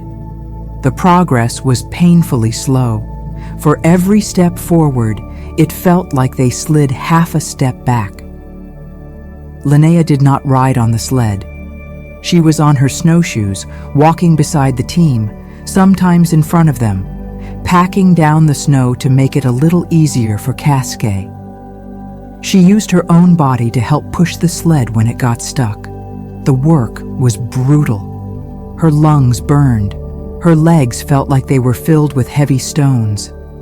Sweat ran down her back, even in the freezing cold. The dogs worked with a silent, heroic effort. They pulled with all their strength. They never stopped. They never complained.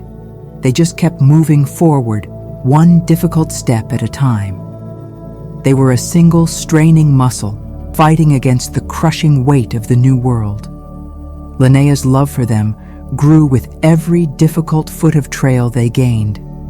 They were not just animals, they were heroes. She relied on her memory and her compass to find the way. The trail was supposed to follow the base of a long, sloping mountain. She kept the dark rock of the mountain on her right. She kept moving north.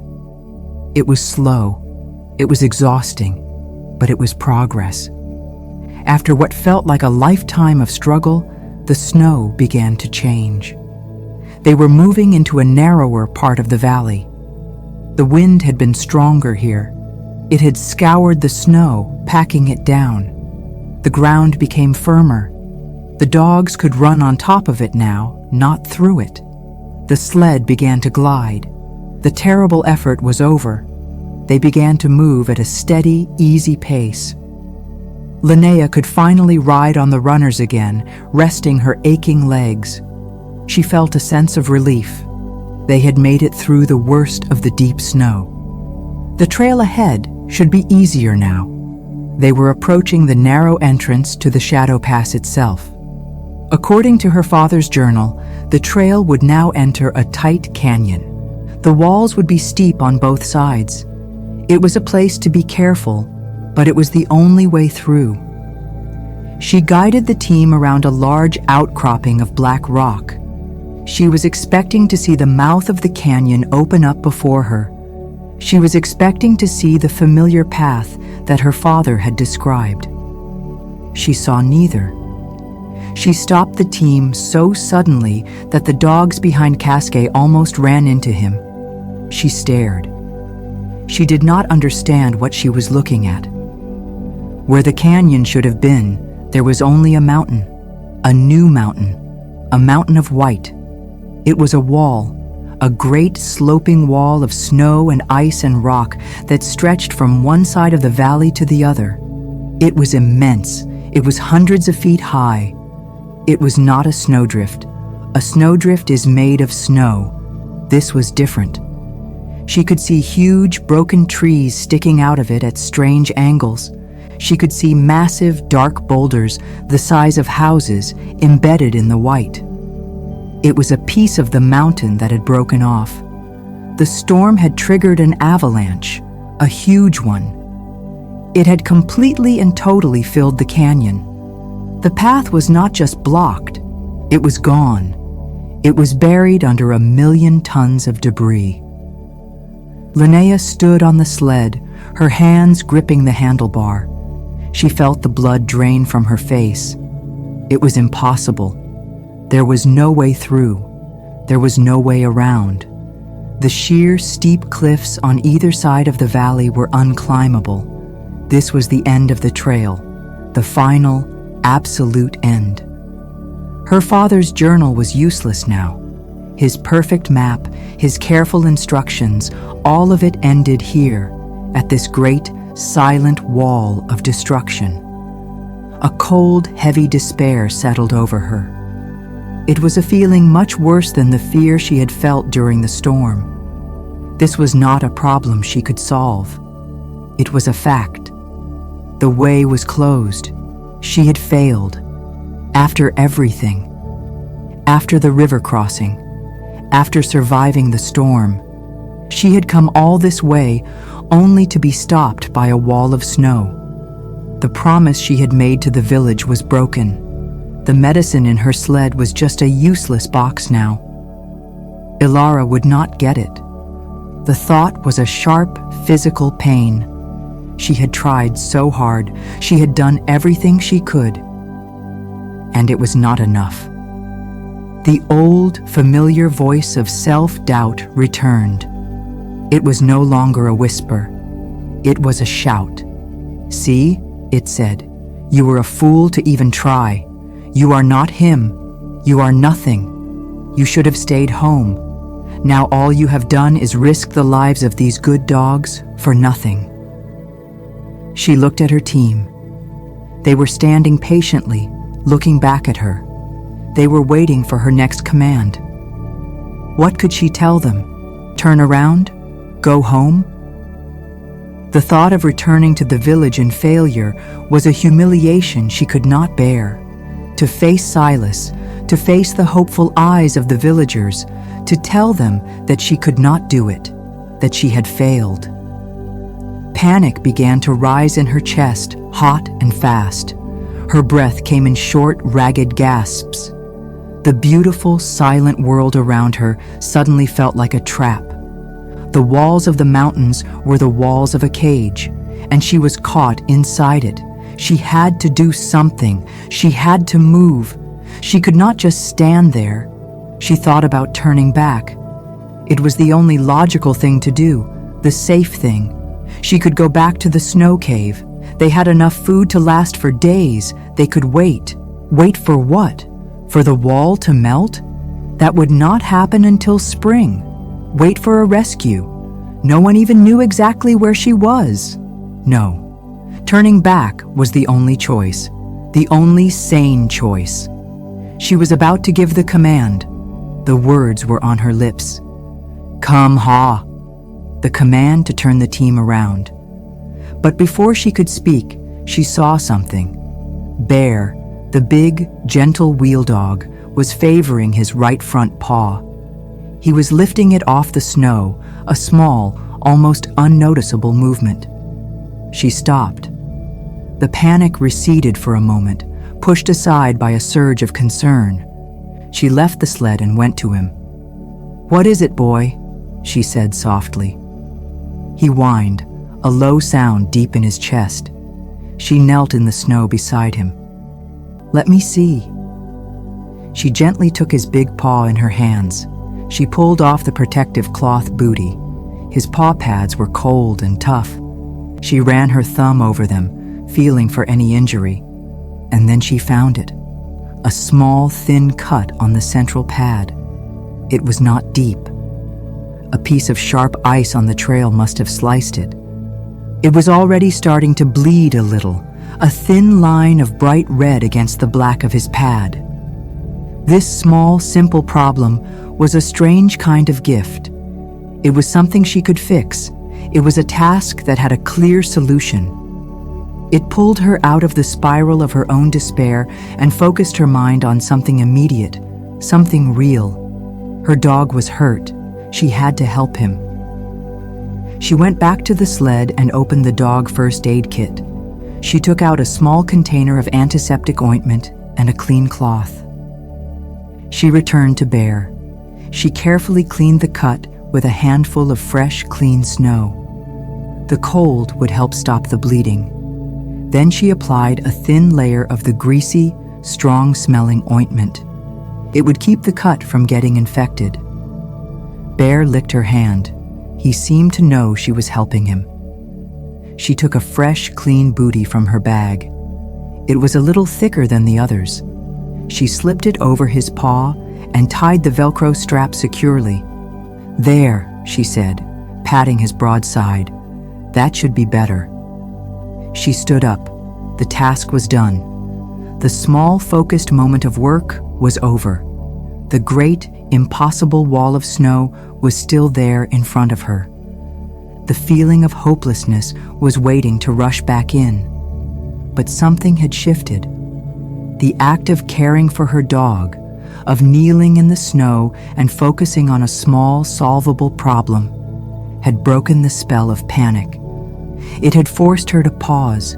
It had forced her to be still. And in that stillness, her perspective changed. She was no longer staring at the wall. She was standing beside her team, her hand resting on Bear's warm back. And for the first time, she really looked around her. Not for a path, not for a sign. She just looked. She looked at the mountains, not as obstacles, but just as mountains. She looked at the sky. She looked at the way the light fell on the snow. She was not seeing the world through her father's eyes anymore, through the words in his journal. He had never seen this. He had never stood in this exact spot and looked at this exact view. This landscape did not belong to his memory. It belonged to her, to this moment. Her eyes followed the line of the cliffs on the eastern side of the valley. They were steep, a sheer wall of dark, angry rock. Impossible. Her gaze moved upward. Above the cliffs, the mountain was a high, sharp ridge, a spine of rock that ran north, parallel to the buried canyon. It was high up, very high. It looked like the very roof of the world. Most of it was bare rock, too steep for snow to hold. But the ridge itself, the very top, seemed to be flattened, and it was covered in snow. But it was not the deep, soft powder she had fought through earlier. From this distance, it looked different. It looked hard. It looked wind-scoured. It looked like a road, a high, narrow, windswept road in the sky. It was not a trail. It was just a possibility, a wild, dangerous, insane possibility. It was a path her father had never written about. It was not on any map. It was a route that probably no human had ever taken. It was longer. It was more exposed. The wind up there would be a constant, brutal force. A single misstep could send them plunging thousands of feet into the valley below. It was a terrible risk. She looked back at the wall of the avalanche. That was a certainty, a certain end to the journey, a certain failure. She looked back at the trail behind her, the path home. That was also a certainty, the certainty of returning in shame. And then she looked up at the high ridge again. It was an unknown, a question mark. It was terrifying, but it was not a wall. It was a way forward, a choice. She had a choice. It was not a choice between a right way and a wrong way. It was a choice between the known and the unknown, between her father's path, which was now gone, and a new path, which was hers to make. The calm she had felt in the snow cave began to return. But it was different now. It was not the calm of peace and release. It was the calm of purpose, the calm of a difficult decision made. She was not a girl following a map anymore. She was an explorer standing at the edge of a new country. She walked to the front of the team and stood by Kaskae. She did not speak. She just looked up at the high ridge. Kaskae followed her gaze. He looked up at the ridge, his ears forward, his body alert. He let out a low, excited whine. He was not afraid. He saw what she saw. A challenge, a path, a way to go. That was all she needed. She went back to her place on the runners. She looked at her team, 8 strong, brave hearts, all trusting her. She looked at the great wall of snow, the end of her father's story. And then she looked up at the high, windswept ridge, the place where her own story would begin. She took a deep breath. She did not know if this was the right choice. She did not know if they would make it, but she knew she had to try. She would not be stopped by a wall. She would find her own way. "Ha," she said. Her voice was steady and clear. She called the command for a left turn away from the blocked pass. Then she added another command, a command she had never used before. "Hike up." Kaskae turned the team. He did not lead them toward the trail home. He led them toward the base of the mountain, toward the steep, snow-covered slope that led up and up and up to the high, unwritten path in the sky.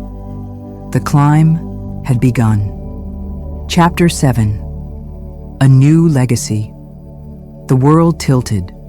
The flat, easy floor of the valley fell away behind them, and the trail became a steep, upward slope. The word trail was not right. There was no trail. There was only the mountain. Linnea was asking her dogs to do something they had never done before, not to follow a path, but to climb a wall. The first part of the climb was through a forest of stunted, twisted trees that clung to the lower slopes. The snow here was deep and soft, just like it had been in the valley after the storm. It was a brutal, punishing struggle. The dogs sank into the powder, their legs churning, fighting for every inch of height. The sled, heavy and awkward, bogged down constantly. It caught on hidden rocks and the low-hanging branches of the tough skeletal trees. Linnea was not riding. She was working harder than she had ever worked in her life. She was at the front of the team with Kaskae, her snowshoes strapped to her boots. She was breaking trail, packing down a narrow path with her own body, trying to make it a little easier for the dogs who followed. When the sled got stuck, she would go back and push from behind, her shoulder pressed against the cold canvas, her legs driving against the deep snow. It was a battle fought in silence, broken only by the panting of the dogs and her own ragged breathing. There was no room for thought. There was only the climb. Her world shrank to the few feet of snow in front of her, the steepness of the slope, the next tree, the next rock. She did not think about the high ridge, their distant goal. She did not think about Whisper Creek or the medicine. To think of those things was to be crushed by the impossibility of the task. She just focused on the next step, and then the next. The sun climbed higher in the sky. It was bright and cold. The brilliant light reflecting off the snow was blinding. She pulled her snow goggles down over her eyes. The world became a place of soft, muted colors. The sweat from her effort froze on her hairline. Her muscles burned with a deep, steady fire. She was no longer a person. She was a machine for climbing. Hours passed. The slow, grueling rhythm of the climb became a kind of trance. Step, pack the snow. Step, rest, push the sled. Again and again. The trees began to thin. The gnarled pines grew smaller and smaller until they were just tough little bushes clinging to the rocks. And then there were no more trees at all. They had climbed above the tree line. She stopped the team. They had reached a small, flat ledge, a place to rest. The dogs collapsed onto the snow, their sides heaving. They did not even have the energy to eat the snacks she offered them. They just lay there, their bodies radiating heat. Linnea sank down onto a rock, her own body trembling with exhaustion. She looked back the way they had come. She was shocked at how high they were. The valley floor was a distant white ribbon below them. The great wall of the avalanche, the thing that had seemed so immense and final, now looked like a small, messy pile of snow from this height. She could see for miles. She could see the winding path of the river she had crossed. She could see the dark line of the forest where she had started her day. The world was vast and silent and empty, and they were climbing up its edge. She knew they could not rest for long. To stop moving was to let the deep, penetrating cold seep in. She got up, her legs stiff and sore. She went to each dog, rubbing their tired muscles, whispering words of encouragement. "Good boy, Bear. You are so strong. Good girl, Willow. Just a little more." They looked at her with tired, trusting eyes. Their faith in her was a heavy and a precious thing. The climb from here was different. There was no more deep snow. The wind had scoured the upper slopes clean. The ground was a mix of hard, wind-packed snow and bare, dark rock. It was easier to walk on, but it was also more dangerous. The slope was steeper now. A misstep could send them sliding a long way down. Kaskae was in his element here. He was no longer just a sled dog. He was a mountaineer. He moved with a careful, intelligent grace. He picked a path through the rocks, weaving back and forth in a series of switchbacks, always finding the safest and most efficient way up. He was not just pulling. He was thinking. He was leading. Linnea was no longer just a musher. She was a partner. Her relationship with Kaskae had changed. It was not a relationship of master and dog. It was a conversation. She watched his every move, the flick of his ears, the set of his tail. She learned to read his body, to understand the small signals he was sending her. He would pause before a difficult spot, looking back at her, asking a silent question. She would study the terrain and give him a quiet command to confirm his choice or to suggest another way. They were working as one mind. She was no longer thinking about her father's journal. The book in her pocket felt like a relic from another life. The world it described, the world of marked trails and familiar landmarks, was gone. She was in an unwritten world now. There were no instructions to follow. There was only the mountain and the wind and the snow and the wisdom of her dog and her own 2 eyes. The confidence she felt now was nothing like the fragile feeling she had had when following her father's perfect map. That had been the confidence of a student who has memorized the answers for a test.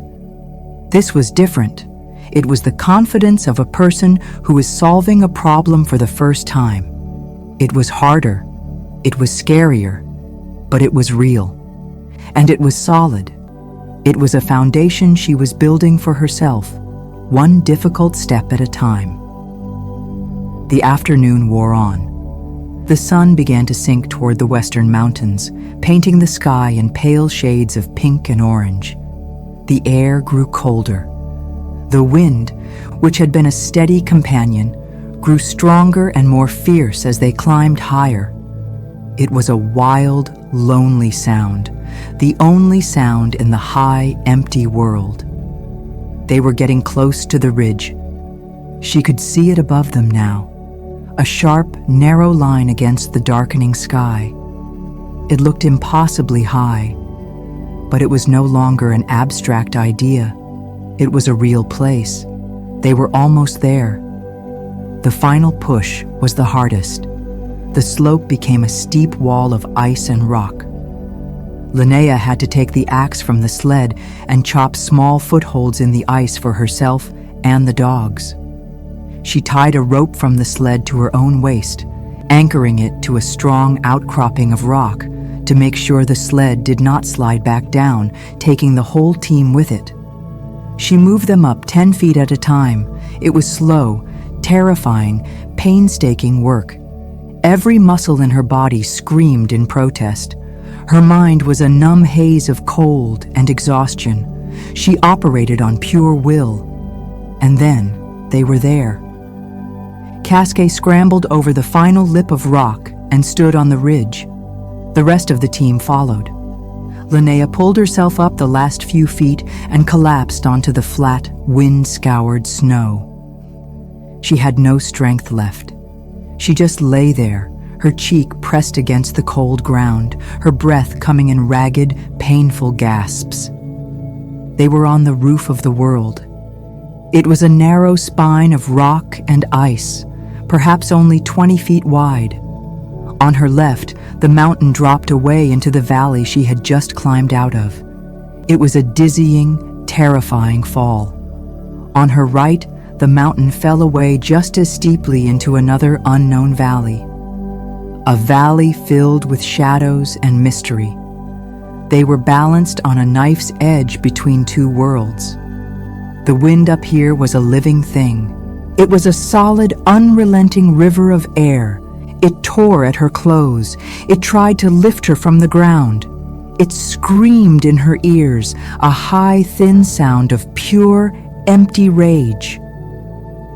The sun was gone now, and the world was a place of deep purple shadows and the cold silver light of the stars.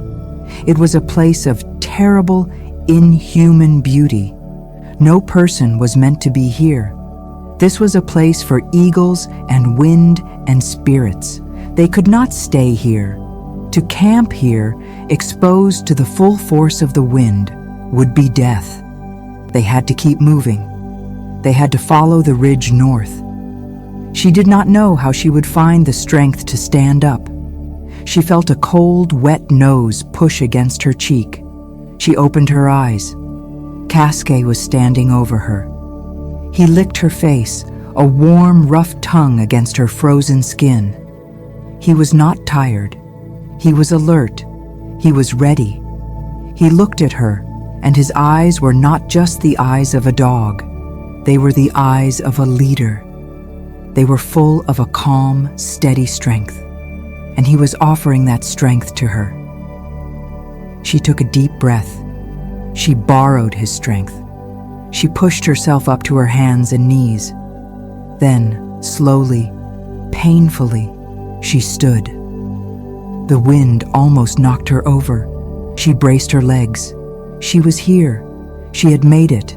She had led her team to the roof of the world. A small, fierce flame of pride ignited in her chest. It was a warmth that the wind could not touch. She checked the dogs. They were tired, but they were not beaten. They huddled together against the wind, their heads low. She checked Bear's paw. The cut was clean. The booty was still in place.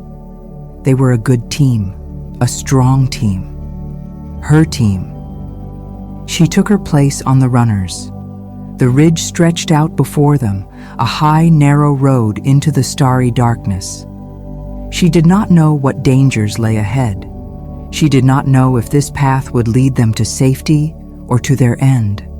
But for the first time, she was not afraid of the unknown. She was ready to face it. "Hike," she said. Her voice was carried away by the wind. But the dogs heard her. Kaskae moved forward, and the team followed. They began their journey along the high, unwritten path. They traveled for hours under the cold, bright light of the stars. The ridge was a treacherous road. In some places, it was wide and flat, the snow packed as hard as stone. In other places, it narrowed to a thin, icy ledge with a deadly drop on either side. Linnea had to watch every single step. She had to trust Kaskae completely. He seemed to have a sixth sense for danger. He would slow down, testing the ice with his paws before committing the team to a narrow passage. Linnea's exhaustion was a constant, dull ache, but her mind was sharp and clear. All her senses were alive. She was not just a passenger. She was an active pilot of the sled. She used her weight to balance it on the narrow ledges. She used the brake to control their speed on the steep downhill sections. She was a part of the team, a part of the motion. She was a true musher. Sometime after midnight, they saw them. Faint, shimmering lights in the northern sky. The lights were pale green at first, like ghostly curtains. They waved and danced silently, growing brighter. They became a river of green and pink and violet, flowing across the entire sky. It was the aurora borealis, the northern lights. Linnea stopped the team. She stood on the high ridge, a tiny figure between the earth and the sky, and watched the silent, magical display. The lights moved with a slow, impossible grace. They were so close it felt like she could reach out and touch them. The beauty of it was so intense it made her heart ache. In that moment, she forgot the cold. She forgot her tiredness. She forgot the danger. She was just a small soul witnessing a miracle. She felt a profound sense of gratitude for her dogs, for her own strength, even for the struggle. The climb, the fear, the exhaustion, it had all led her to this place, to this moment, to this impossible, heartbreaking beauty. This was a gift that she would carry with her for the rest of her life. The lights began to fade, the magic receded, the cold and the wind returned. But something inside Linnea had been changed by the sight. A small, hard kernel of hope had been planted in her heart, a feeling that maybe, just maybe, they were going to make it. They traveled on. The ridge began to widen. It started a long, slow descent. They were coming down off the roof of the world. A few stunted, hardy trees began to appear, their dark shapes stark against the snow. They were leaving the high, empty places and returning to the world of living things. As the first faint hint of dawn began to lighten the eastern sky, she saw it. Far below them, nestled in a deep, protected valley, was a tiny cluster of lights. They were small and warm and yellow. They were not the cold, silver light of the stars. They were the lights of human homes. It was Whisper Creek. She stopped the team. She stared at the lights. They were real. They were not a dream. They had done it. They had crossed the mountains. They had found their own way. A wave of relief so powerful that it made her knees weak washed over her. She had not failed. She looked at her dogs. They were watching the lights too. They were tired. They were covered in ice and snow. But they were standing tall. Kaskae turned his head and looked at her. His eyes seemed to say, "See? I told you we could do it." She went to him and knelt in the snow. She buried her face in the thick fur of his neck. For the second time on this journey, she cried. But these were not the silent, desperate tears of the snow cave. These were tears of exhaustion and relief, and a deep, fierce, and overwhelming love for the brave animals who had brought her here. When the tears were done, she stood up. She took a deep breath of the cold, clean morning air. She was a different person from the girl who had left Toklo. That girl was gone. She had been left somewhere back on the trail, buried under the snow of the avalanche, or blown away by the wind on the high ridge. Linnea was someone new, someone stronger, someone who had been tested and had not broken. She walked back to the sled. She took her place on the runners. Below them, the lights of Whisper Creek were a promise of warmth and safety. The long, difficult night was over. As she gave the command to start the final descent, her hand brushed against the pocket of her parka. She felt the hard, rectangular shape of her father's journal. She thought about him. She thought about his legacy. He had given her a map that had led to a dead end. But he had also given her something much more important. He had given her the dogs. He had given her the strength in her own body. And, in the quiet pages of his book, he had given her the freedom to stop trying to be him and to finally become herself. She was not just living in his shadow anymore. She was stepping out into the light, casting a shadow of her own. A new legacy was beginning. They arrived in Whisper Creek as the sun was rising. A small group of people came out of the warm houses to meet them. They were wrapped in thick furs. Their faces were full of disbelief and wonder. They stared at the dog team and at the exhausted, ice-covered young woman on the sled, as if they were looking at ghosts. An older man with a kind, worried face stepped forward. "Where did you come from?" he asked, his voice full of awe. "The pass is closed. The mountain fell." Linnea looked back up at the high, sharp ridge, now glowing in the pink light of the new day. She looked at her tired, happy dogs. She looked at the small, precious box of medicine tied securely to her sled. She felt a slow, warm smile spread across her face. It was the first time she had truly smiled in a very long time. "We did not use the pass," she said, her voice hoarse but clear. "We found our own way." A woman with sharp, intelligent eyes stepped forward. She looked at Linnea with a deep, piercing gaze. It was Alara. She was pale and weak. She was leaning on the arm of the man, but she was alive, and her eyes were full of a fierce, proud light. "Eric's daughter," she said. It was not a question. It was a statement, a recognition. Linnea nodded. Alara's gaze moved from Linnea's face to the high, impossible ridge. A look of profound understanding passed over her face. She looked back at Linnea. She did not say anything about her father. She did not compare them. She just looked at the young woman who had crossed the mountains, the young woman who had saved her life. "Your father was a great man," Alara said, her voice soft but strong. "He was set in his ways.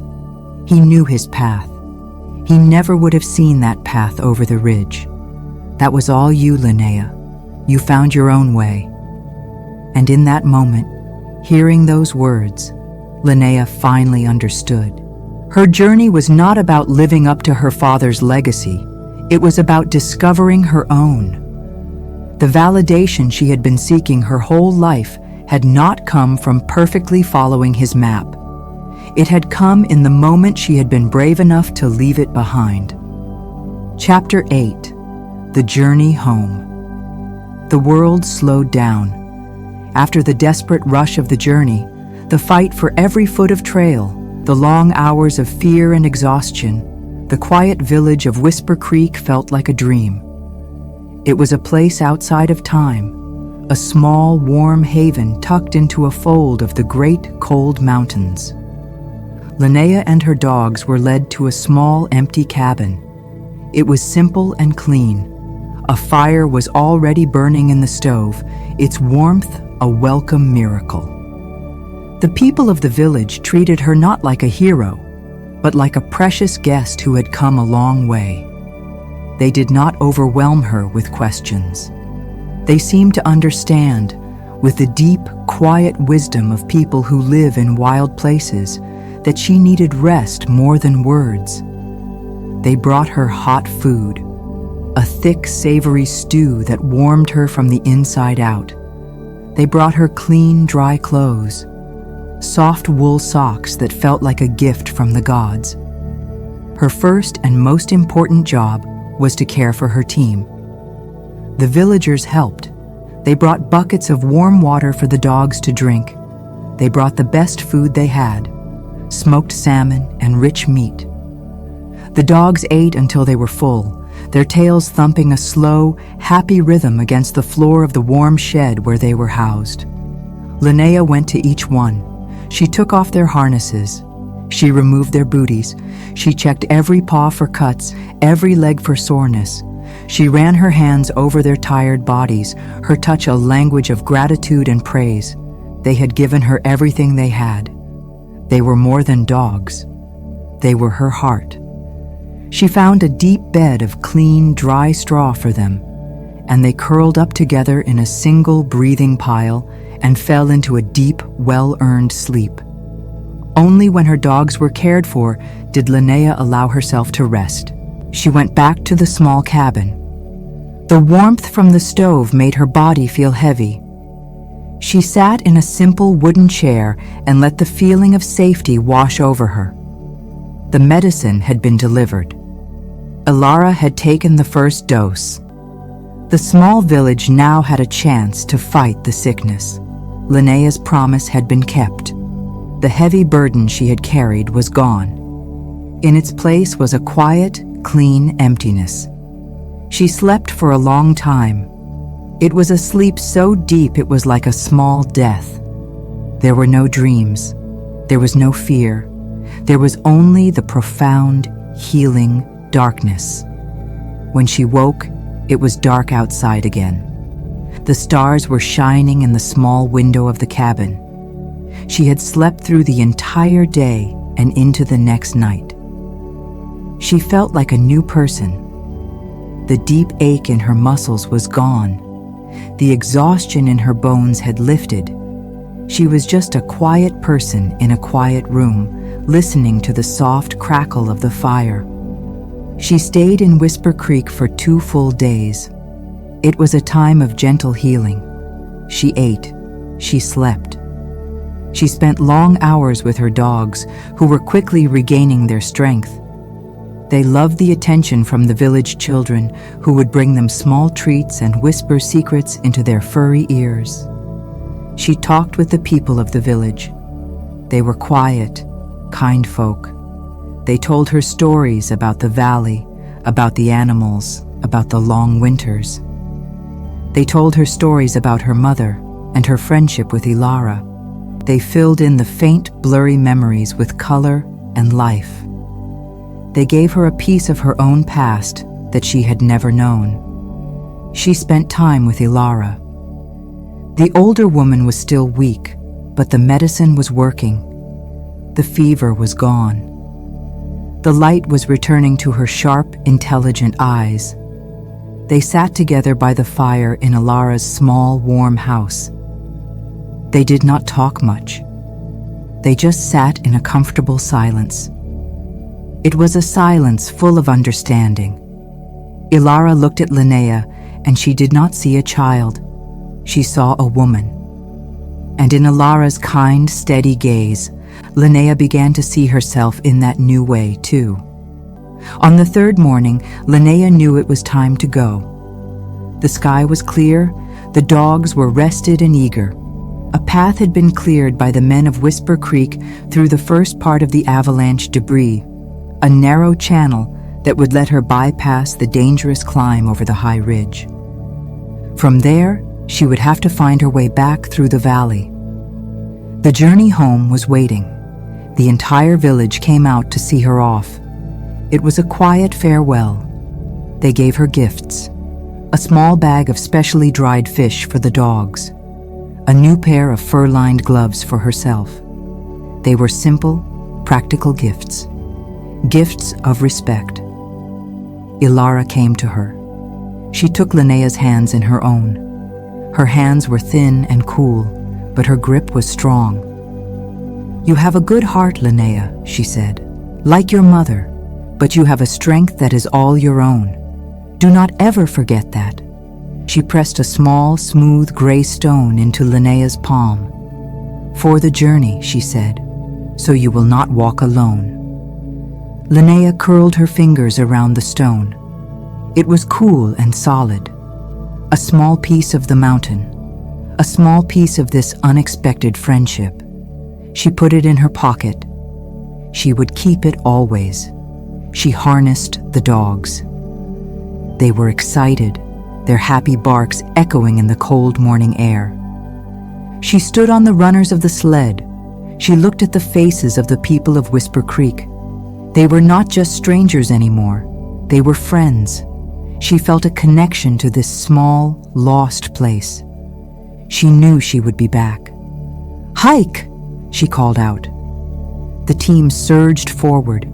She waved one last time, and then they were moving, following the new path out of the valley on the long road home.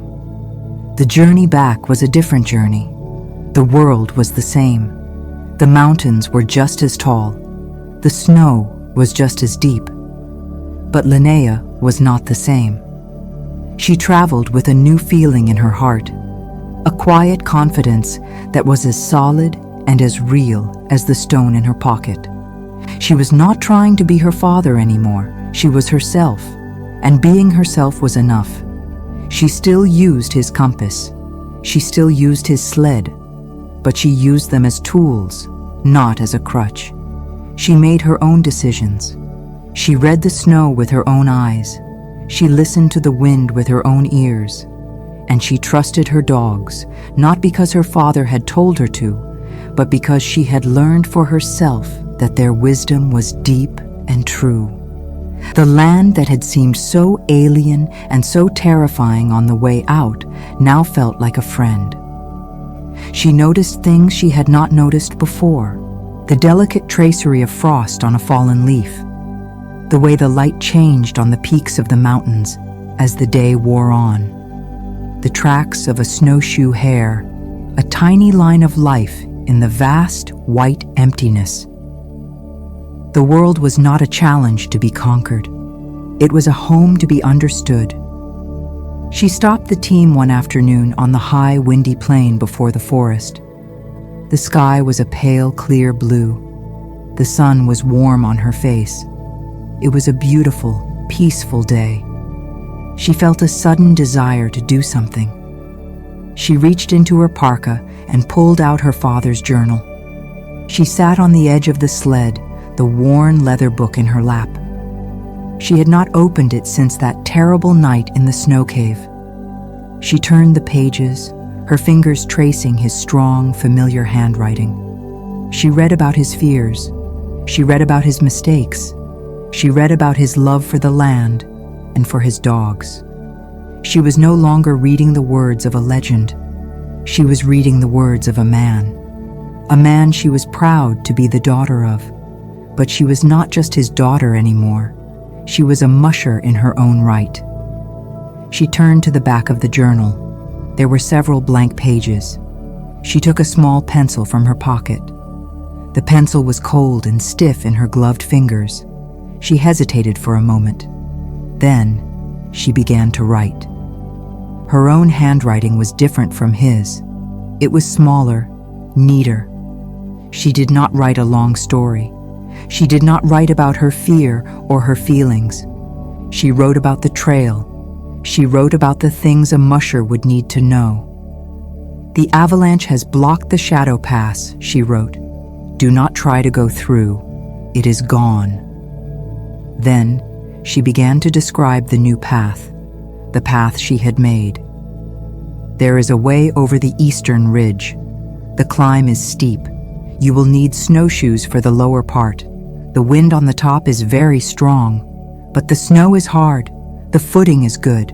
Watch for the narrow ledge just past the 3 sharp rocks that look like a wolf's teeth." She drew a small, careful map, a map of the ridge, a map of the way down into the valley of Whisper Creek. She was not just following his map anymore. She was adding to it. She was taking the legacy he had given her, and she was making it bigger.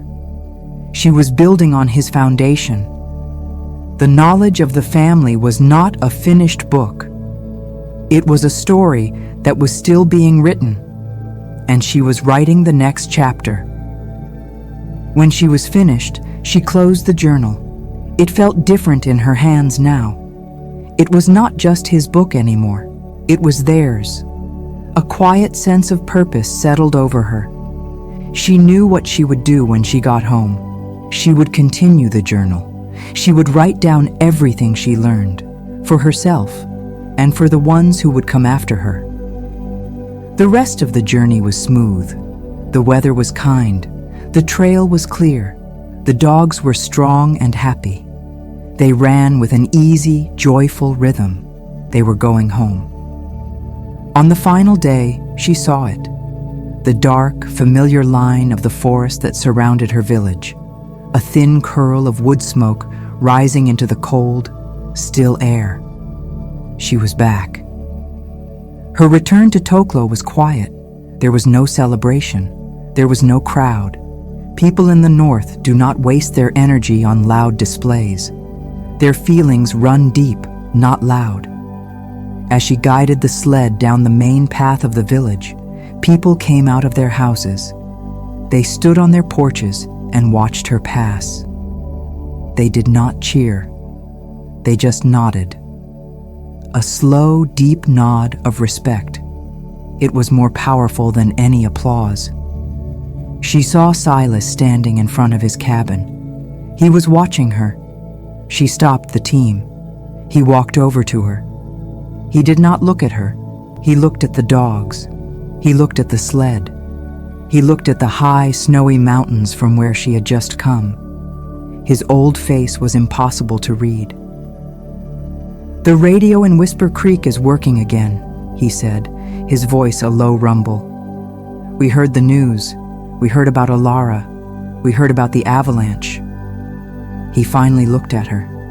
His eyes were clear. The heavy sadness she had seen in them before she left was gone. "They told us the path you took." Linnea said nothing. She just stood there, waiting. Silas was silent for a long moment. He looked at her, this young woman he had known since she was a baby, the girl who had lived in the shadow of a great man. He saw the change in her. The quiet anxiety was gone. The fear was gone. In their place was a calm, steady strength that seemed to come from the very center of her bones. She was not a ghost of her father. She was something new, something whole. He reached out and put his hand on her shoulder. His hand was heavy and warm. "Your father was the best musher I ever knew," he said, his voice thick with emotion. "He knew one path, and he knew it better than any man alive." He paused. "But the world changes, Linnea. Sometimes the old paths close, and you need someone who can see a new one." He looked her straight in the eye. "You did well." Those two words were everything. They were the acceptance she had craved her whole life. But she realized, in that moment, that she did not need them anymore. She had already found her own acceptance up on that high, windy ridge under the dancing lights of the aurora. But still, the words were a gift, a sweet and welcome gift. She finished her journey where it had begun, in the quiet yard of her own kennel. She unharnessed her tired, happy team. She gave them a huge, warm meal. She brushed the ice and snow from their coats. She thanked each one of them, her partners, her friends, her heroes. When the dogs were settled, she walked to the edge of the trees. She stood in the same spot where she had held Kaskae, her heart full of doubt and fear just a few days ago. It felt like a lifetime ago. She looked out at the mountains. They were no longer a threat. They were no longer a challenge to be conquered or a memory of her father's legend. They were just the mountains. Her mountains. The vast, beautiful, and dangerous landscape that was her home. And she was a part of it, a small but strong and worthy part. The sun was setting. It cast a warm golden light on the snow-covered peaks. The wind whispered through the pine trees. It was not a sad sound. It was not a lonely sound. It was just the voice of the world speaking its own quiet language. And for the first time in her life, Linnea felt like she could understand it.